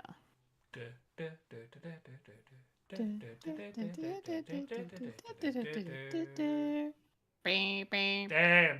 How dare you? I couldn't help it. I couldn't help myself. All right, let's move on. Before we resurrect the crazy frog, because we've said his name more than once. Our third trailer for this week is for a documentary about a very, very talented legend, and that is, of course, I Am Celine Dion. Yeah, this is. I didn't know this was a thing that was coming, and yeah, seeing this trailer, it, in full, a lot of people have been talking about it online that I've seen, and just because, obviously she's been dealing with this disorder for the past couple of years, and she's been very quiet and hasn't spoken out much about it, has done very, minimal public appearances, and so now she's had the opportunity to kind of, I don't know, express herself in this documentary and talk about what she's been going through and how it's changed her life, and but then also look back on her career and celebrate, her achievements as well. Yeah, this is definitely going to be a movie that'll make you cry, I think, because hearing her talk about, like, because this disorder she has, it actually, like, it affects her speech. So part of it is, like, she can't talk sometimes, which means she can't sing. And so hearing her and seeing her in this trailer talking about not being able to perform, that moment where she's like, canceling shows is, like, not being able to perform is just the worst thing, because, her voice is everything, right? And I mean, it's an amazing voice. That clip right at the beginning where she's just belting into the microphone and makes that comment to the sound guy, like, if they're okay or whatever. I'm just like, damn. Like, I know she's got a powerful voice and it's like one of the best ever, but just the decibel, like, level she was putting out in this was just excellent to hear and see, and just a really great reminder of, like, oh fuck, this is she's it, yeah. So and just I loved her attitude and her spirit despite all that she's going through. She's still persevering. She's still got that fight. She's she's got her kids and um and I love the comment she made about shoes, and she's just I don't know. I don't really know much about her as a person. I know various little bits about her career and stuff, but yeah, this if I watch this, I don't know if I will, to be honest, because I mean, yeah, I'm not like the biggest fan of her just in general, but like I admire and respect her very much, but I don't know if I need to watch this, especially because it's gonna be an emotional one, like I said. So but yeah, if I did it'd be very interesting look. And I don't know. I don't know. It looks good. It looks good. It looks uplifting, empowering, and also a little sad and but ultimately a fitting tribute to her and her life and her career as well. So yeah, good stuff. Fulia, what did you think? Are you a fan of Celine Dion? Love her music. Sort of grew up with her music in the 90s and the early 2000s, and like you said, she's got a powerful voice, and that voice of hers carries so much emotion, and it really hits you whenever you hear her songs. I was saddened to find out that she was ill, and the fact that she's been having to cancel tours and concerts and stuff because of it. I can't imagine how that would feel for her, for any artist that has to cancel because of illness, essentially. Um, and the fact that she's got a neurological disease, or sorry, disorder, uh, that's preventing her from being able to perform, is definitely something that really has me feeling very, you know, somber, kind of sad, more so.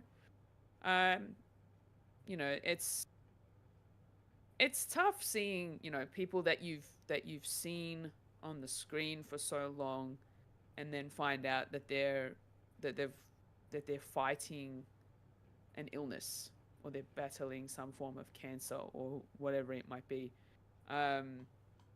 Because it humanizes them quite a lot, because a lot of people think that celebrities and artists and stuff, they're not at our level because they're so successful and everybody knows about them.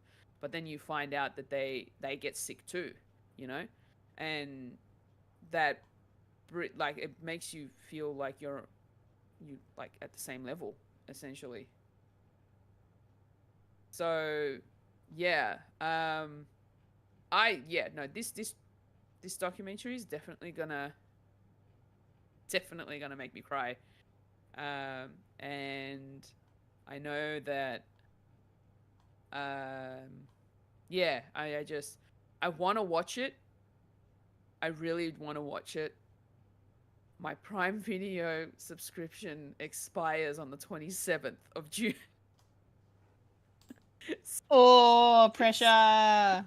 So if I'm gonna watch this, I need to watch it before it expires, like that week. Have to. That damn. When it releases. When it releases, I have to jump on it. Put it at an alarm on your phone. Yeah. Watch Celine. Yeah. I am very, very curious. And the fact, she's French Canadian. She loves her family. She loves to perform, and you can sort of tell how much passion she has when it comes to her voice, and just and singing. So yeah, no, I would love to watch this. Yeah. Nice. Well, very well said. Thank you. Mike, how did you find this trailer? Yeah. Very, very sad. I sort of found out through social media about what she was going through. I thought, oh, that's pretty sad. And then it was actually quite nice actually seeing that they've made a documentary about her life and sort of where she is at the moment and how she's sort of struggling but still persevering. And it's absolutely heartwarming to see. And yeah, my wife wants to watch this as well, so I no doubt will be watching it with her because I don't really know much about Celine Dion. I just know her through 2 songs, and that's it. And that's obviously Titanic and Ashes, which is from Deadpool 2. Fitting, very fitting, you know, and very Canadian. Yeah, so I will be watching this and probably date night, and we'll probably grab ourselves a cheese platter, some French wine, and Canadian maple syrup, maybe. So when is this coming out on Prime Video? Before Fulya's subscription takes her out. I was gonna say, Mike, you could have some poutine as well. Oh, poutine, yes. Yes. Oh well, I need to get really drunk. Tell you that. Too many carbs. Too many carbs. I'm watching the carbs now. Watching your carbs. I'm getting too old. Not to do a tangent, but I need to go to a chiropractor every so often now. Yeah. Something I probably should be doing. Because my tailbone is sticking out and it's fucking up my hips. No good. Old man. Old man. But yes, I am Celine Dion. Will be on Prime Video just in time for your Fulya on the 25th of June. Oh. Let's see if I actually remember before it expires. As I said, hey, don't worry. I'll remind you. I will. That is a date that I will not forget, and I'm not going to say why right now. Oh, I know why. I don't. You know why? Yeah. I don't want to bring. I'm not going to bring the room down. No. But yes. Yes. I'm glad you remember. Thank you.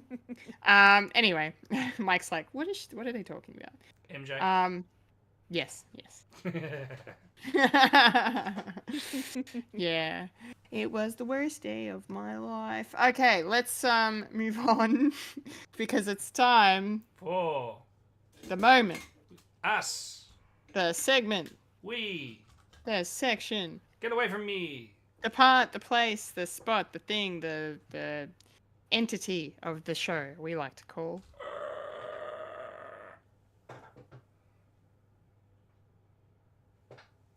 Fucking who?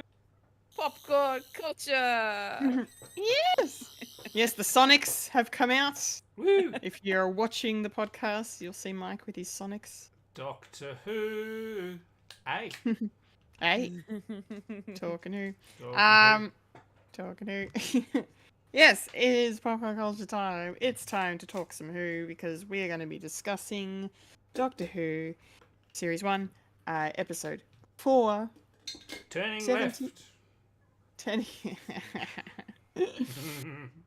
I understood that reference.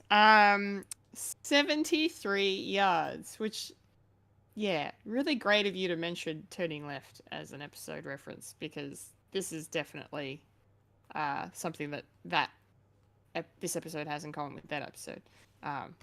Very similar in that sense. Yes, so yeah, 73 yards. Apparently this was the first episode Millie Gibson shot. I don't know if that's true or not. I read that or heard that in something, I think. I don't know. I don't think they filmed a lot of this in order, maybe. I could be wrong. This is something YouTube told me, so maybe it's incorrect because Mike's not reacting, so I'm just like, well, either he doesn't know or it's not true. I didn't know. But anyway, if it is... They are filming at the moment for season 2. Yes. I've seen a couple of behind the scenes of them. Ooh, Mm. exciting. Ooh. Yes, if it was the first thing she filmed, the first episode, then it's very impressive. You know, like considering this on the whole is a standalone companion episode, really. You know, it's Ruby's time to shine, if you will. Um, and yeah, I really liked it. I really liked it. I thought it was really cool. Really interesting concept. I liked the sort of the mystery behind it, the supernatural potential element going on. The the way that the world or the world around Ruby kind of reacted and changed, and the interactions that people had with the woman 73 yards away.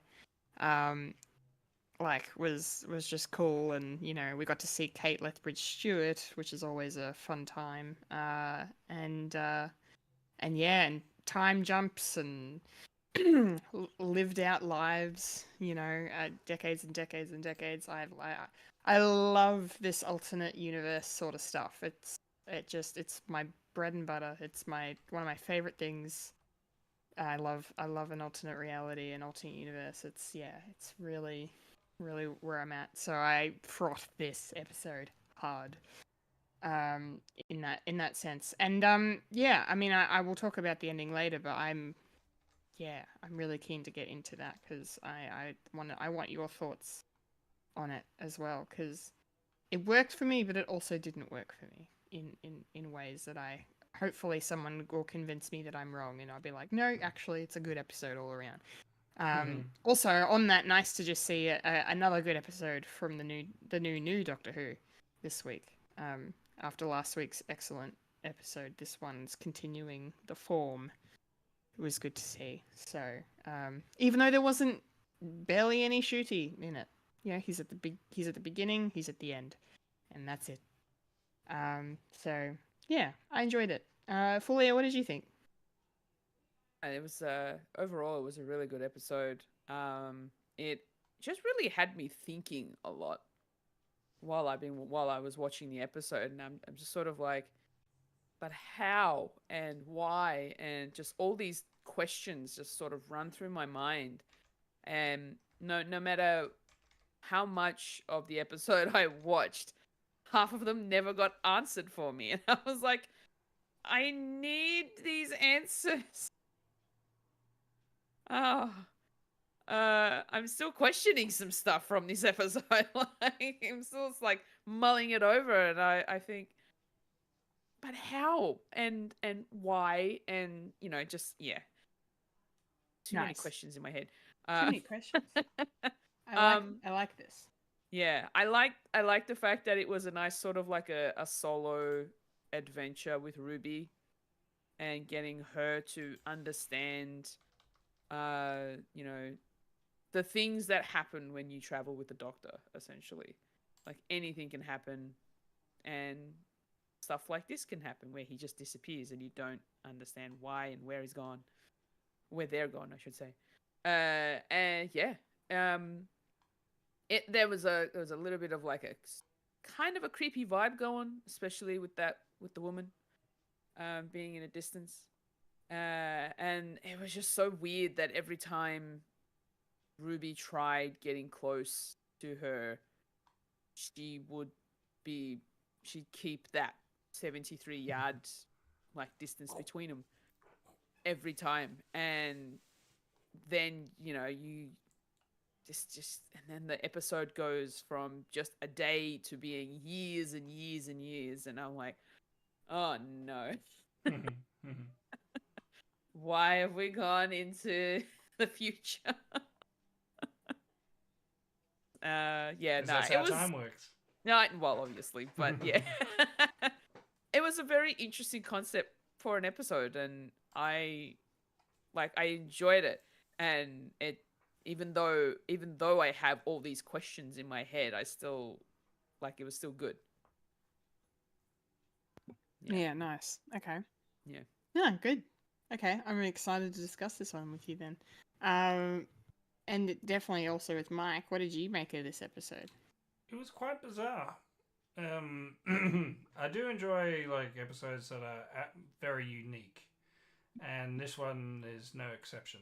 Of the sort of different elements that they have, they're actually more leaning towards the supernatural side. So it's kind of like more of dealing with folklore and that, and nothing really science fiction-y about it, except for you know. Time distortion and all that, and such a bizarre ending that doesn't really have much of an explanation, which is sort of annoying. But and yeah, and overall, does this story really matter? It's one of them stories. It's like you sit down and actually watch it to enjoy the story, but how this affects the overarching like scenario of the series, we'll probably won't know until the end. But at the moment, I did enjoy this episode and how it's unique, bizarre, and and does involve the sort of wanting to rewatch it to see if there's anything that we missed or anything like that, and also it's up for interpretation on certain elements of that as well, which kind of good, but depends on the person watching it. It's like, oh, why didn't you tell me? It's annoying. Give me more. Yeah, and I've been watching when I watch it. It's like, oh, this reminds me of this, and this reminds me of that. A lot of horror, really. So yeah, there's certain elements that reminds me of Stephen King, and there's an element that reminds me of Mick Flanagan. Yeah. What about you? Yeah. So overall, I did enjoy it, but yeah, how well I will enjoy it will probably happen at the end of this series. If this episode means anything. In retrospect, yeah. But it was good nonetheless of a good story for the character of Ruby Sunday and how she deals with how she deals. Yeah. Yeah. She kind of reminded me just a bit of, a bit of Donna, a bit of Martha, like just getting on with it, and realizing that this is the situation I'm in, and not having a moment of, I mean, yeah, she doesn't handle it well initially, obviously, because, and not because like the doctor's gone or because, time's passing, but it's, I'm stuck with this thing. But then she accepts it, and then she lives a life as best as she can. But then by the time we catch up with her when it's 20 years later, and she's just really owning it and thriving in such a way, and that's just really persevering, and that I loved that moment where she realized, like, when everything fell into place, right? She realized why she was there and what she had to do, and that moment where she's she leaves that bad date, and it's just like, oh, there's a boyfriend actually, because they were having sex, and she made a joke about it, and it's like, it definitely wasn't me, it was you. I thought it was pretty funny, but yeah, and then just and he's like, what are you gonna do now? And he's like, I'm gonna go save the world. I'm like, fuck yeah, you are. Yeah, I thought that was really cool. I really liked getting to see Ruby in this episode as she figures things out and goes through the motions, and then becomes this awesome heroine at the end of the day. Yeah, it was really awesome. Another thing about this episode though that kind of surprised me was because obviously we got the little tease last week, right? We get these little trailers ahead of time as to what what's in store. And I remember specifically saying it looks like it was set in the 80s because there was that one goth guy in the pub who just looked like he was auditioning for a Cure tribute band, and I was just like, okay, we're in the 80s, okay, cool. And then they did that whole joke about the, can I use my phone to pay and everything, and it was just I nearly fell for it, and like, oh no, it's set now. We're in the now. Yeah, it was really really interesting. A little twist of like, oh no, we're not in a period time. We're actually now. Mm. Yeah. Fucking English. Yeah. Welsh. Yeah, Welsh. Fulia, what did you think of Ruby in this episode? Like, did you like watching, her kind of come into her own and become the hero of this story? I enjoyed watching her sort of try to figure out what's going on for herself. The fact that she couldn't rely on the doctor to help her, and to be able to figure out why this lady is following her and is always at this distance. And it was also interesting to see that as the years went on, she found a way to kind of deal with it her own way, by just kind of like saying, like, by the time she hits like 40 in her age, she's sort of come around to the fact that it's kind of like having a friend like close by almost, and it's always like, all right, we're going here, come on, let's go. And then it's just, she just tags along essentially. Yeah. So it was interesting to sort of see that they go through the decades with her age, to the point where she gets to her 40s, and then when she's in her 40s, she figures out what she needs to do.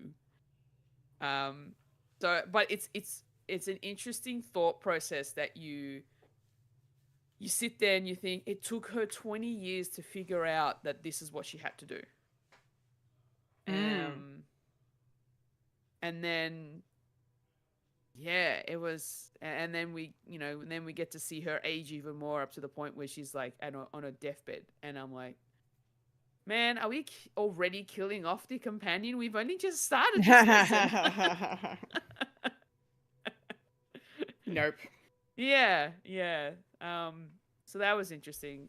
But yeah, I just got really creeped out when she was on her deathbed, and then all of a sudden it just got really supernatural with the woman that comes into her room at the hospital, but you don't see her face. It's just the back of her head.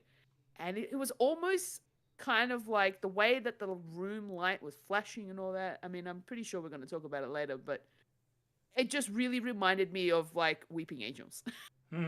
Yeah, a little bit. Yeah, it's like every time the lights dimmed and then it came back up, she was getting closer and closer, and I was just like, ugh.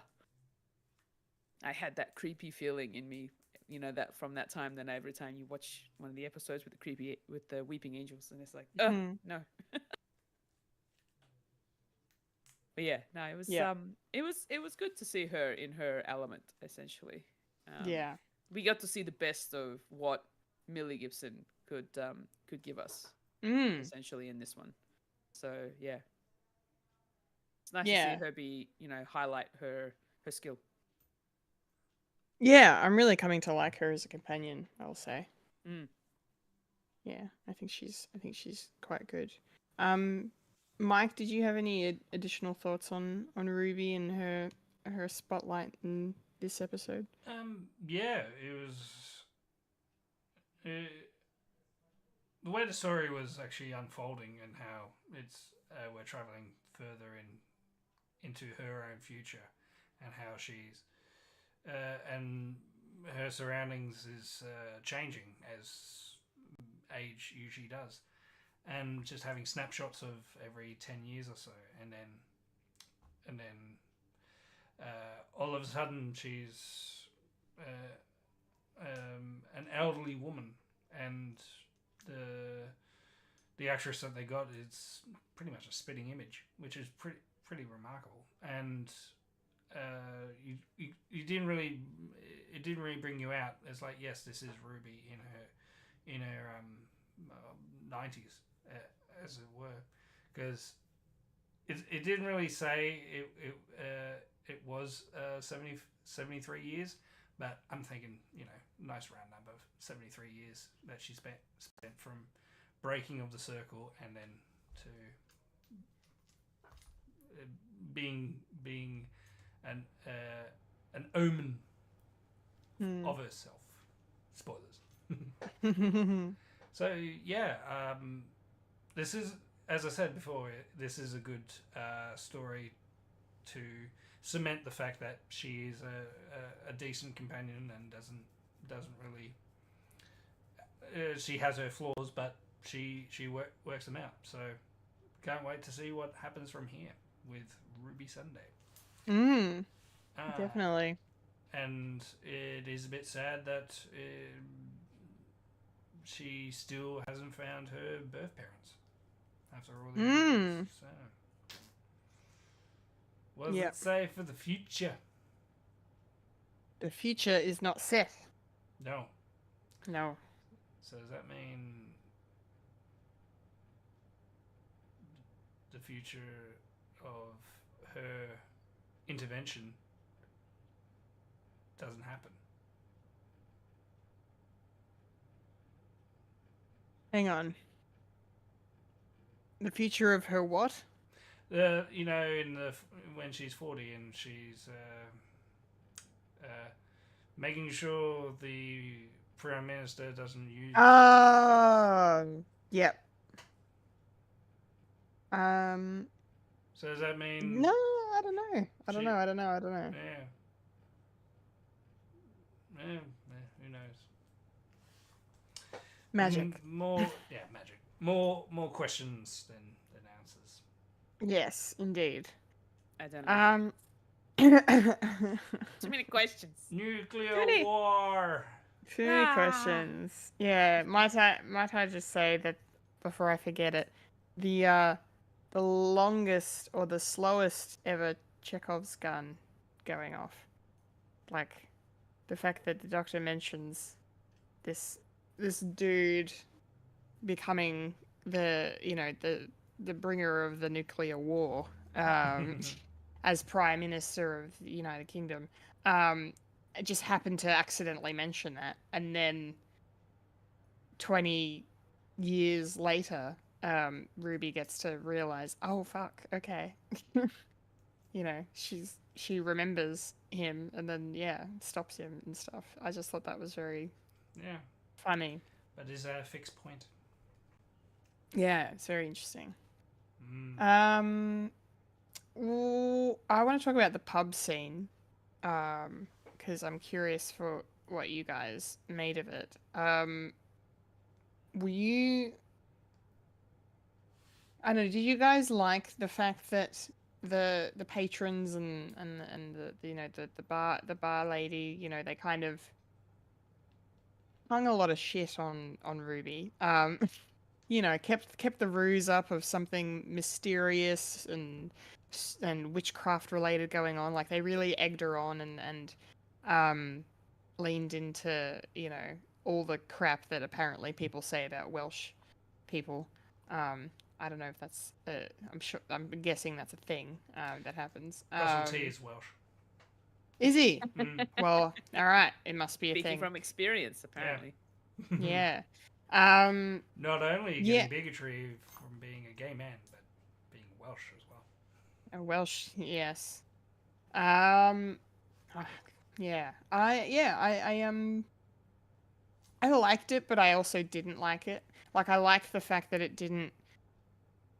it wasn't as cut and dry, like the mystery of it wasn't as cut and dry as, oh, it's just this, it's what they're saying about Mad Jack, and even though Mad Jack turned out to be a thing, but like they're them talking about it like it's this Welsh folklore, this ghost story, and this monster and this ghost, that's been allowed back in.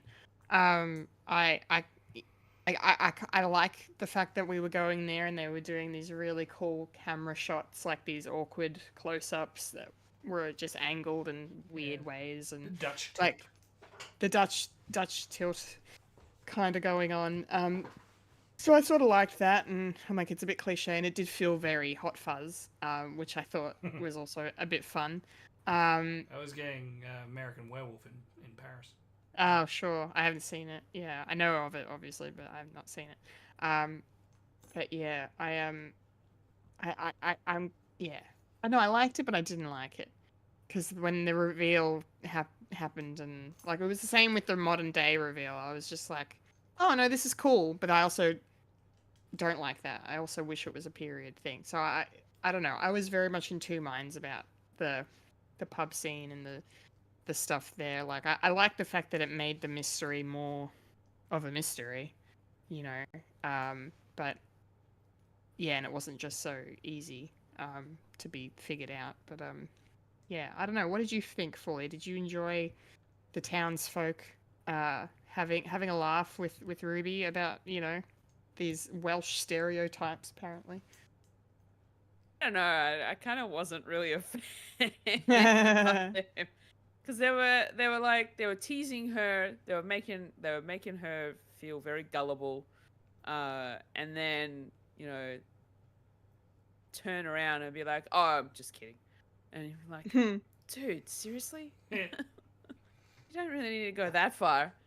But yeah, it was. I don't know.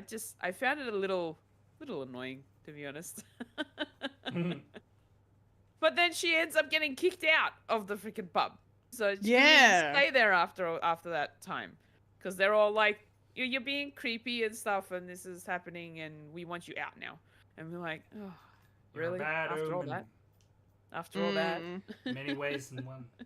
Yeah. So yeah, I wasn't really a big fan of the people of the pub. Yeah. Yeah. No. That's fair. You don't That's like fair. Welsh people. We get it. That's not what I said. Don't put words in my mouth. I don't put words in mouth. I contextually deconstruct your words.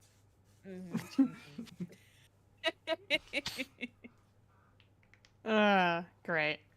Mike, what about you? How did the pub scene go for you? I'm probably the minority, but I didn't mind it because yeah, it sort of harkens into that sort of horror trope of the outsider coming in and say, "This is crazy, calm down, what's going?" Because you treat these people as not local, so it's a cliche, but it's a cliche that I don't mind, and it sort of furthers on the fact that this series, ever since Wide Blue Yonder, that like supernatural and fairy tales are becoming true in this universe, and how folklore is becoming reality, especially with like the toy maker and the maestro that we've seen, and not much boom, but still in this one as well. It's it's not necessarily a science fiction going on. It's more of a supernatural happening, and the second person Susan Twist starts going, "Yeah, get away from me, Ruby." But the guy in the pub started doing that, and then it sort of manifested into the actual patrons at the pub as well. It's like, "Oh, you're weird. Get away. You get away, because we can't leave because we live here. Outsider, go. Get out of it. You're upsetting the vibes. Get back to England, you southern softy." Anyway. You southern softy. Lord. It's alright, I'm Welsh. Okay, yep. Mothers. side. Mother's side. Hmm. Yeah. Either way. I'm full Either mongrel way. when it comes to United Kingdom. You're I'm all the United Kingdom. the entire kingdom. Yeah, I am tired. United in your DNA. Yeah. And I'm fighting 3-1. Okay, well, we kind of skipped over this a little bit, but I just was reminded as I'm looking at the IMDb page, but there were no opening credits. No, I was going to mention that it made everything weird because there wasn't one. And all the credits were on the side. Yeah.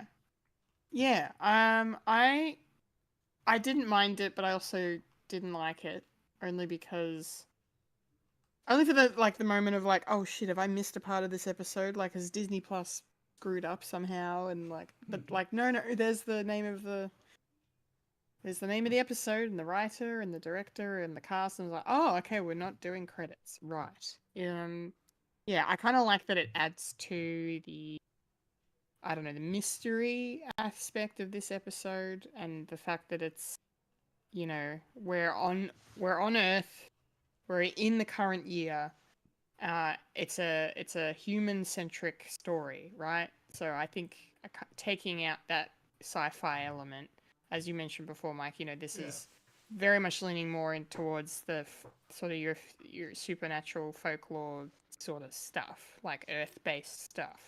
So I guess to remove the opening, the fantastical, through the cosmos. yeah, it makes a lot of sense, I think. So yeah, I admire the choice, the decision to do that. But I'm curious for your thoughts on it in a sec. But Fulya first, what did you think about the lack of opening credit sequence? I didn't notice. Well, there you go. It just jumped straight in. It didn't have any credits. I'm like, it didn't even cross my mind. I was like, because I thought it was just something they wanted to do this time around. And Yeah, didn't really think about it. So I was like, cool. Well, I suppose a lot of modern shows, contemporary shows, don't use credits anymore. No. Or you Not have really. you have that option to skip credits now on streamers. So not that I Like, would I ever know skip the that- credits, but yeah. Even in reality TV, so MasterChef used to have the opening credits. So it'll give you the previously on MasterChef, and Yeah. then it'll go into the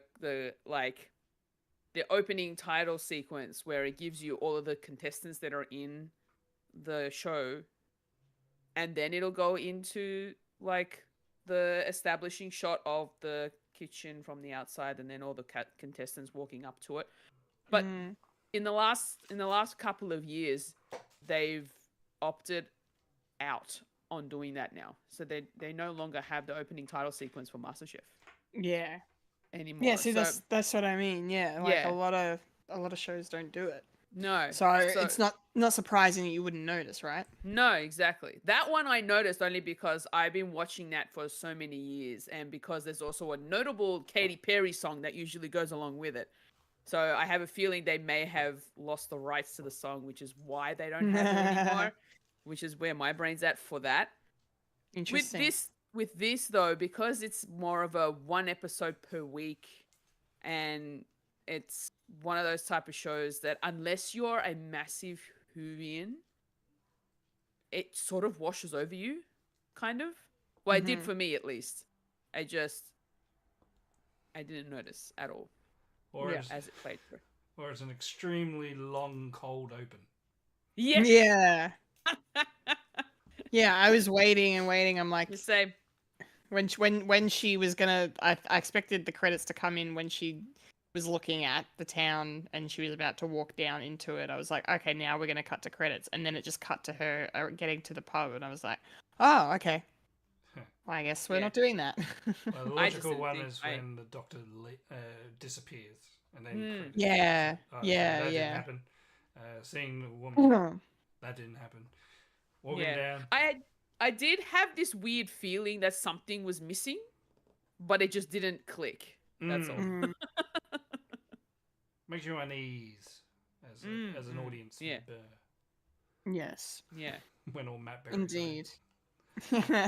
Member. as an audience member. Yeah. Well, as an audience member, Mike, Yeah. what did you think of the lack of opening credits?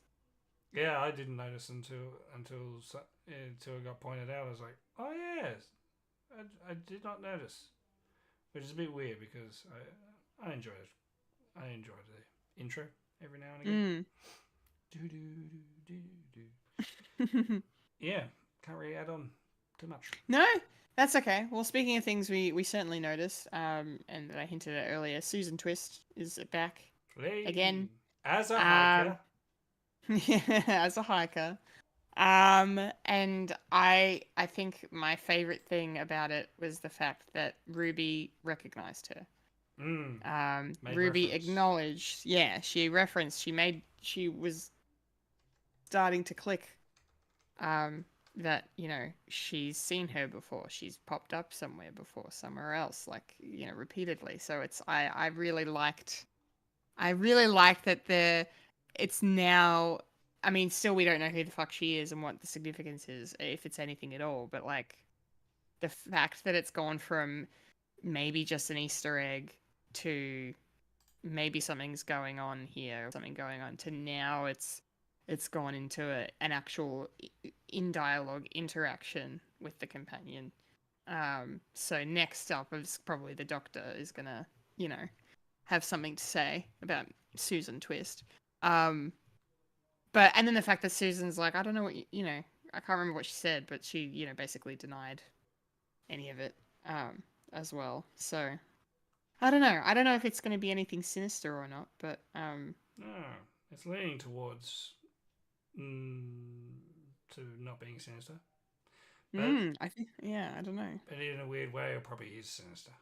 Yeah. It's like, Yeah. ooh, off guard. Yeah. How could this sweet, innocent lady? Yes. Fulya, what did you think? Do you have any theories? Because I realized that she's been popping up in all these episodes until you two pointed out to me. So, I don't even realize that it's her. Like, I don't even pay attention to that. I'm just like, oh yeah, just hiker coming along, cool. So when Ruby said to her, I've seen you before, I know you, or I know your face, or whatever the words were. I don't remember her saying that. Right. So I don't. Yeah, there's a lot of things that I don't pay attention to, and that was one of them. Interesting. I don't know. My brain just picks things to pay attention to, and apparently Susan Twist is not one of the things I'm paying attention to. Hey, you hear that, Susan Twist? You're not doing a good enough job because you are not holding the attention of Fulya Katamachi, okay? You gotta work better. You gotta work harder. Yeah. You gotta get more twisted, Susan. Nah, my brain's twisted. Eat a lot of twisties. Eat all your twisties. Alright, Mike, do you have any theories? About Susan Twist?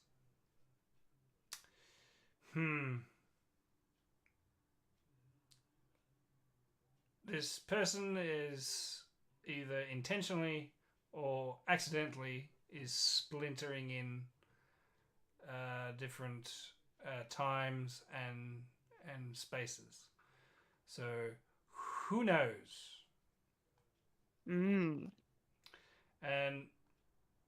But then again, it could be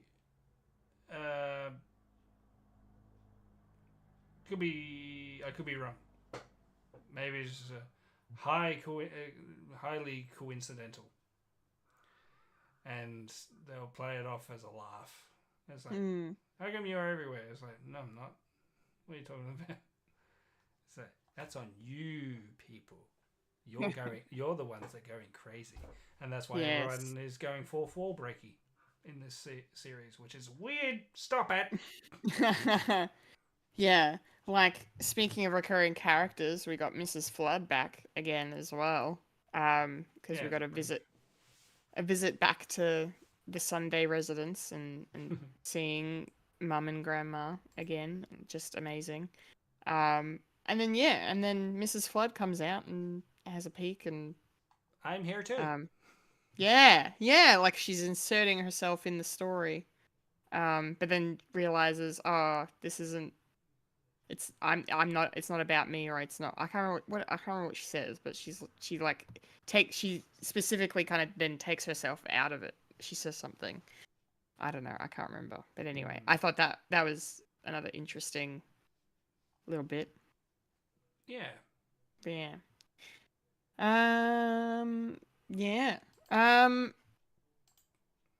What did you guys think of the whole plot with the Welsh Prime Minister and his,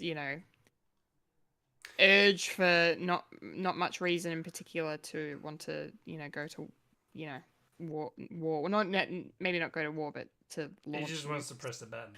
He just wants to push the button. And I found it really interesting that, like, even the political staff were just like that. In that one guy was like, "Oh yeah, he gets the codes on this day," and it's all this, and I'm just like, why is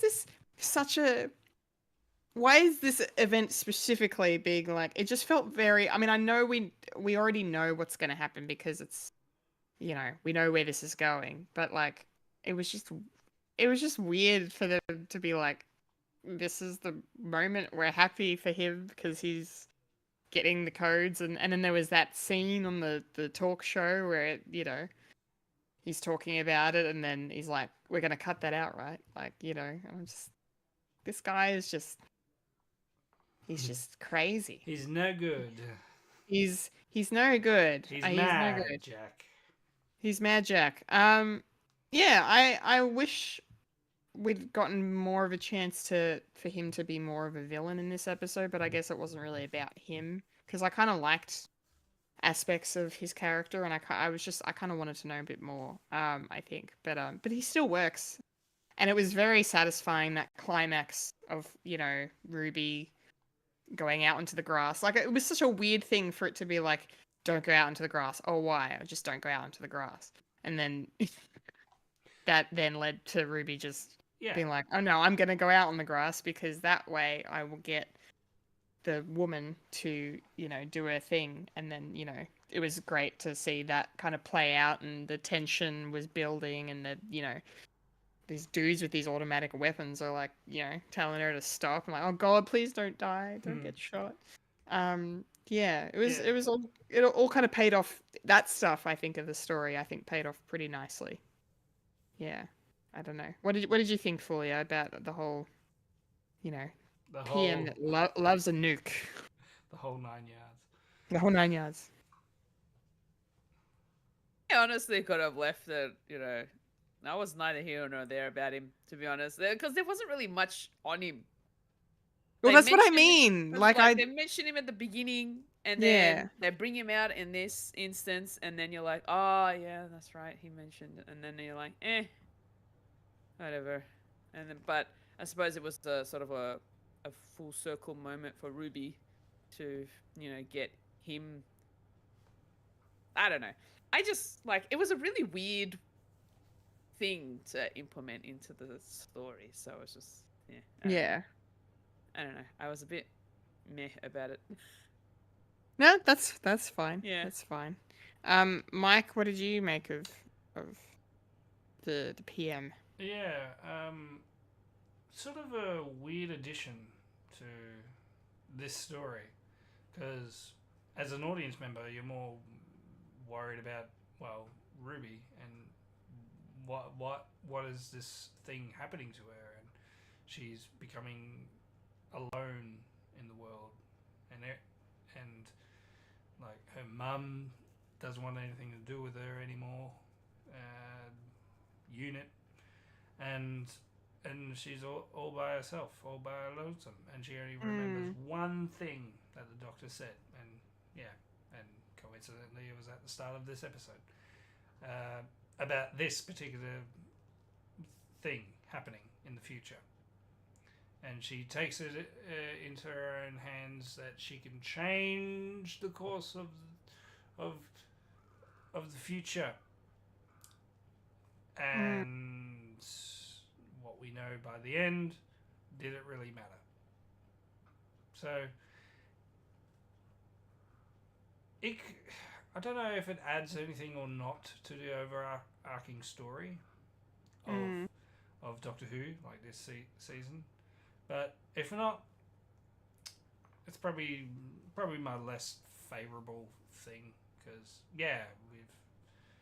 we've seen like PMs go rogue on this, and especially in Doctor Who as well, and but this time it's a Welsh guy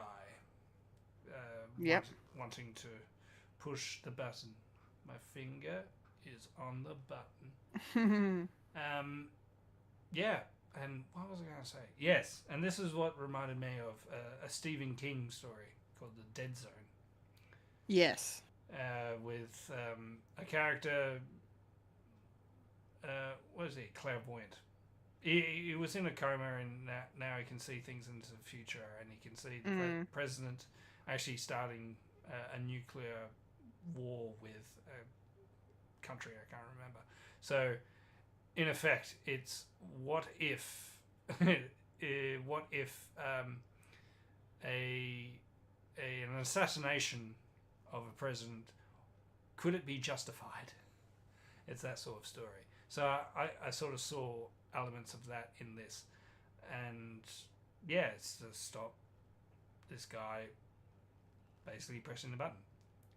But if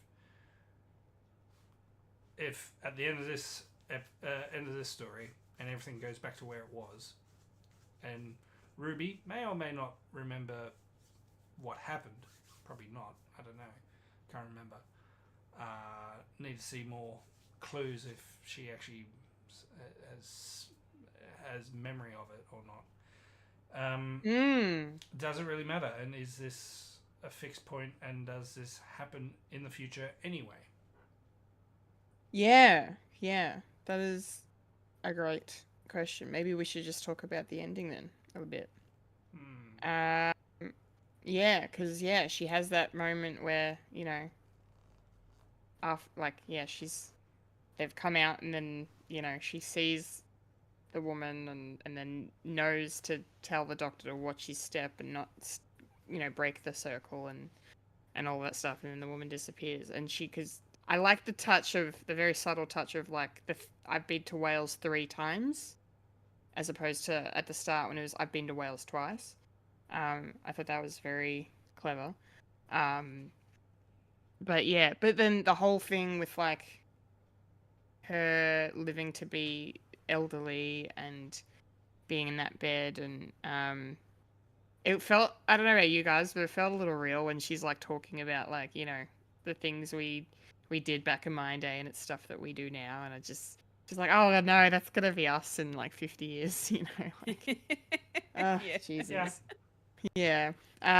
So that's just a bit interesting. But yeah, I like that. It was very kind of, I can understand fully maybe got a bit freaked out about how, like, when she was in the room and it was dark, and then like the woman kept getting closer to her, but her back was turned, and like that was a bit, that was pretty well done, I thought. And then when it kind of shifted, and then you get that view and you see the tree, and you're like, oh, that's it. It's a first person view.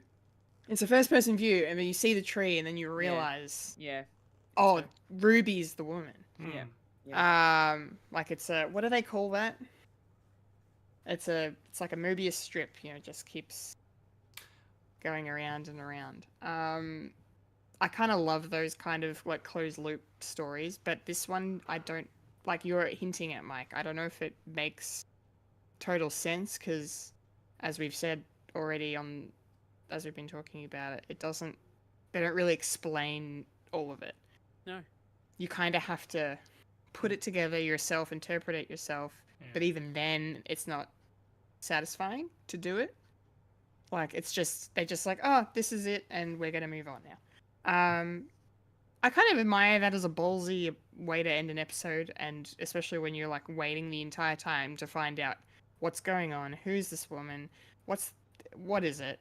So I'm glad at least we got to find out that the woman was Ruby. Like that was cool. That was a really cool twist. I loved that. I loved that. But then yeah, then the whole thing with then her being the one to see herself and she's looking back at herself and then she manages to tell the doctor not to step on the thing and therefore then starts to change things, but then she also remembers things that haven't happened yet. And so yeah, and then it's like you said, Mike, like is this future, is this a fixed point, is it not a fixed point, is this future still going to happen, what's not going to happen? Like I don't know. I kind of like that it's up in the air, but I also don't. It's weird. I'm very indecisive this evening. I like things and I don't like them. I don't know why. Future Echo. Yes. Fulya, what did you make of the ending? How did it go over with you as you were watching it? Have no idea what she was saying. I'm still confused as to why she was there. And what the whole, like, I don't know if it was like a whole warning or something. I'm like, my brain's just like, I don't get it. Like, there was no explanation. I couldn't put it together. It wasn't clear to me. It really wasn't.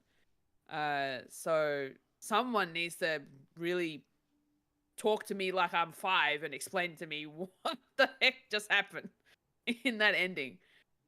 Because I'm very confused. I don't know. Is this what Doctor Who is supposed to be? Make people confused? Yeah. Yeah. I mean, yeah, I don't know. I feel like it's something to do with this breaking of the circle, then just set in motion the chain of events that led to the woman appearing. So therefore, the woman appeared, right? Yeah, yeah. So I think that's just like the basic way to sort of explain it, but that doesn't really explain it. I don't know. And she was doing the same motion the whole time. The same Yeah, hand I gestures. liked that. I thought it was creepy, but I liked it. I just want to know what she was saying. No, well, the words were clear at the end though. What were the words, Mike? Do you remember them? It's like don't. It was something about don't step or don't walk on the thing. Like she was telling the doctor not to step on the thing. I can't remember the exact words, but that's what she was saying. Don't be an idiot. Yeah, don't be an idiot. Yeah. I mean, I sort of got that much where she then heard her say something, like the warning, to then stop the doctor from stepping on the circle. But yeah, it was just this whole, like, I don't know. And then, like, her hand gestures for that whole time up until that point, it was just still, yeah. I don't know. Don't step it was just like forward. You'll break the circle. Yeah. For this is a circle of time. Yeah. I don't know. So It's Ruby needs to go round the circle before she can stop. Were those the hand gestures? I don't know.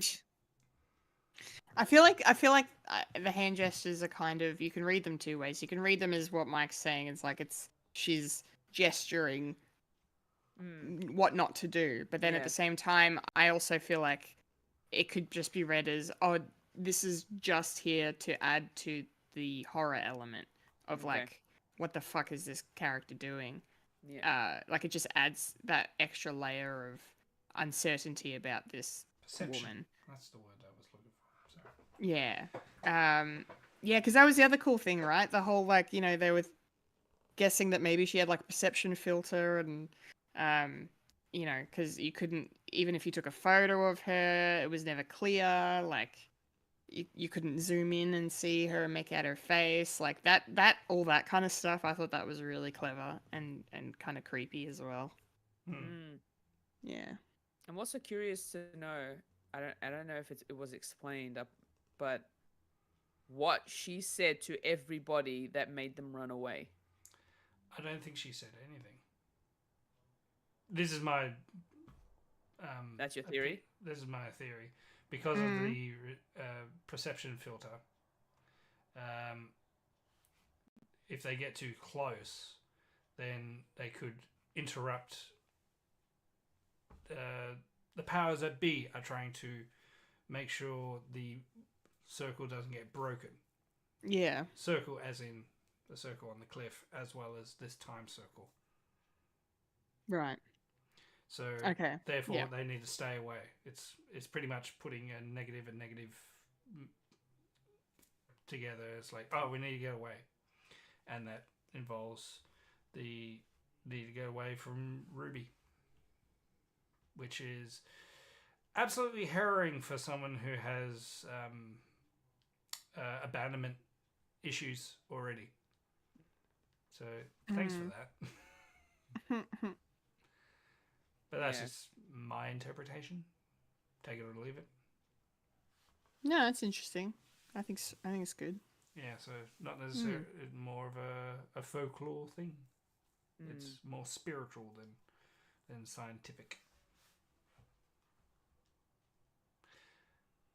Things are at play, and we can't have Kate Stewart and people with guns to interrupt. Go away. I'm trying to contact myself in the past to realize what is happening. Yeah. Yeah, it's cool. Cool. Mike, do you have any other thoughts on the ending then?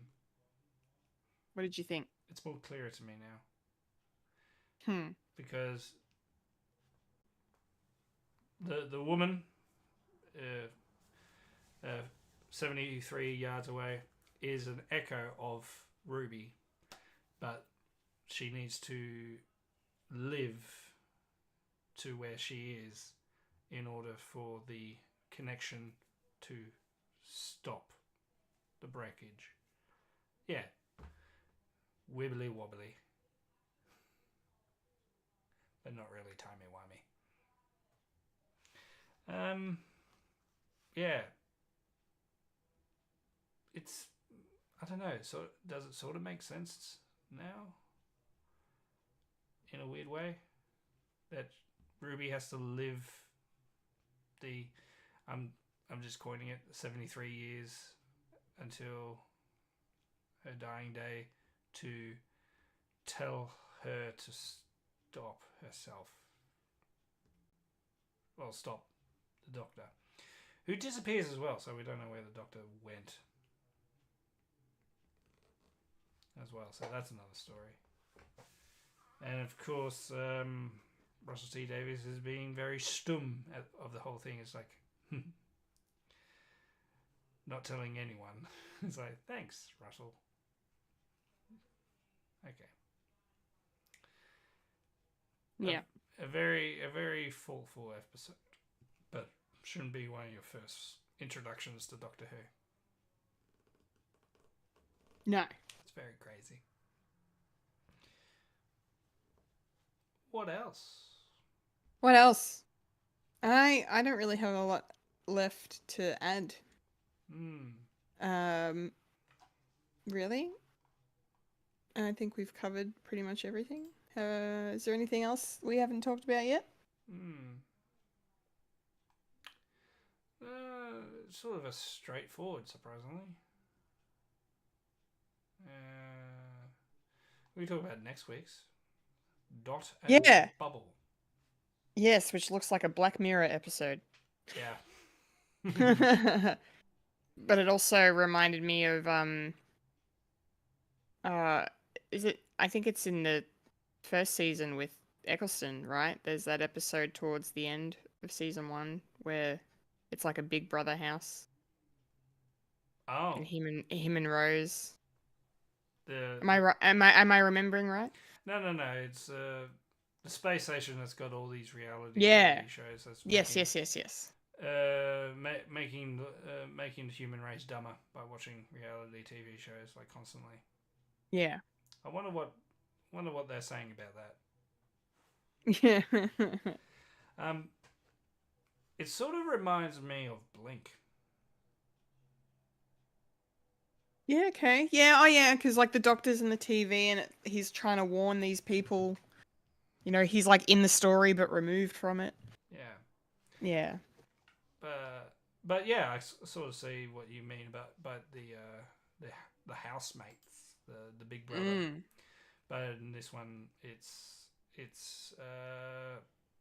talking about social media and how we're fixed to our technology. Mm. And how we're in our own bubble. And Dot, let me see, is the actual person's name Dot? Character, I'm guessing. No, can't see anyone on the cast list. Susan Twist's going to be in it. What a twist. Yeah, she's got a name too. Yeah? There's a lot of weird names in this one. Penny Pepper Bean. Don't know. I know. All right, Fulya, any thoughts on the little teaser before we wrap up? Nope, because it completely forgot what it was. I'm good. It's all right. We'll watch it next week and we'll talk about it then. It's fine. Will we? We will. Or we will. We will. Yes, we will. So, on that note, I think it's time to wrap up and say that was Popcorn Culture. That was our thoughts on Doctor Who Series 1, Episode 4, 73 Yards. That was a good episode. Good discussion. Loved it. Cool. And that means the podcast is done. Good. Done. Dunzo. We're getting on out of here. Ready? A 1, a 2. You know what to do. And that was a podcast called Fred. Yes, remember to follow us on Facebook, Instagram, and Twitter for the latest Fred content. If you like to listen to Fred the Alien, you can find us on SoundCloud, Spotify, or Apple Podcasts. If you'd like to watch Fred the Alien, you can head on over to youtube.com/Fred the Alien Productions. And if you're watching us right now, make sure to like the video, subscribe to our channel, hit the bell icon to be notified of future content. And of course, if you're watching us over on Twitch right now, we'd really appreciate it if you gave us a follow, twitch.tv/Fred the Alien Twitch. Yay! I've been a Kendall Richardson.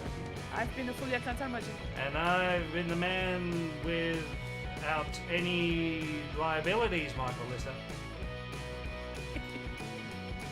And you've just experienced the podcast called Fred. Remember to watch Beef.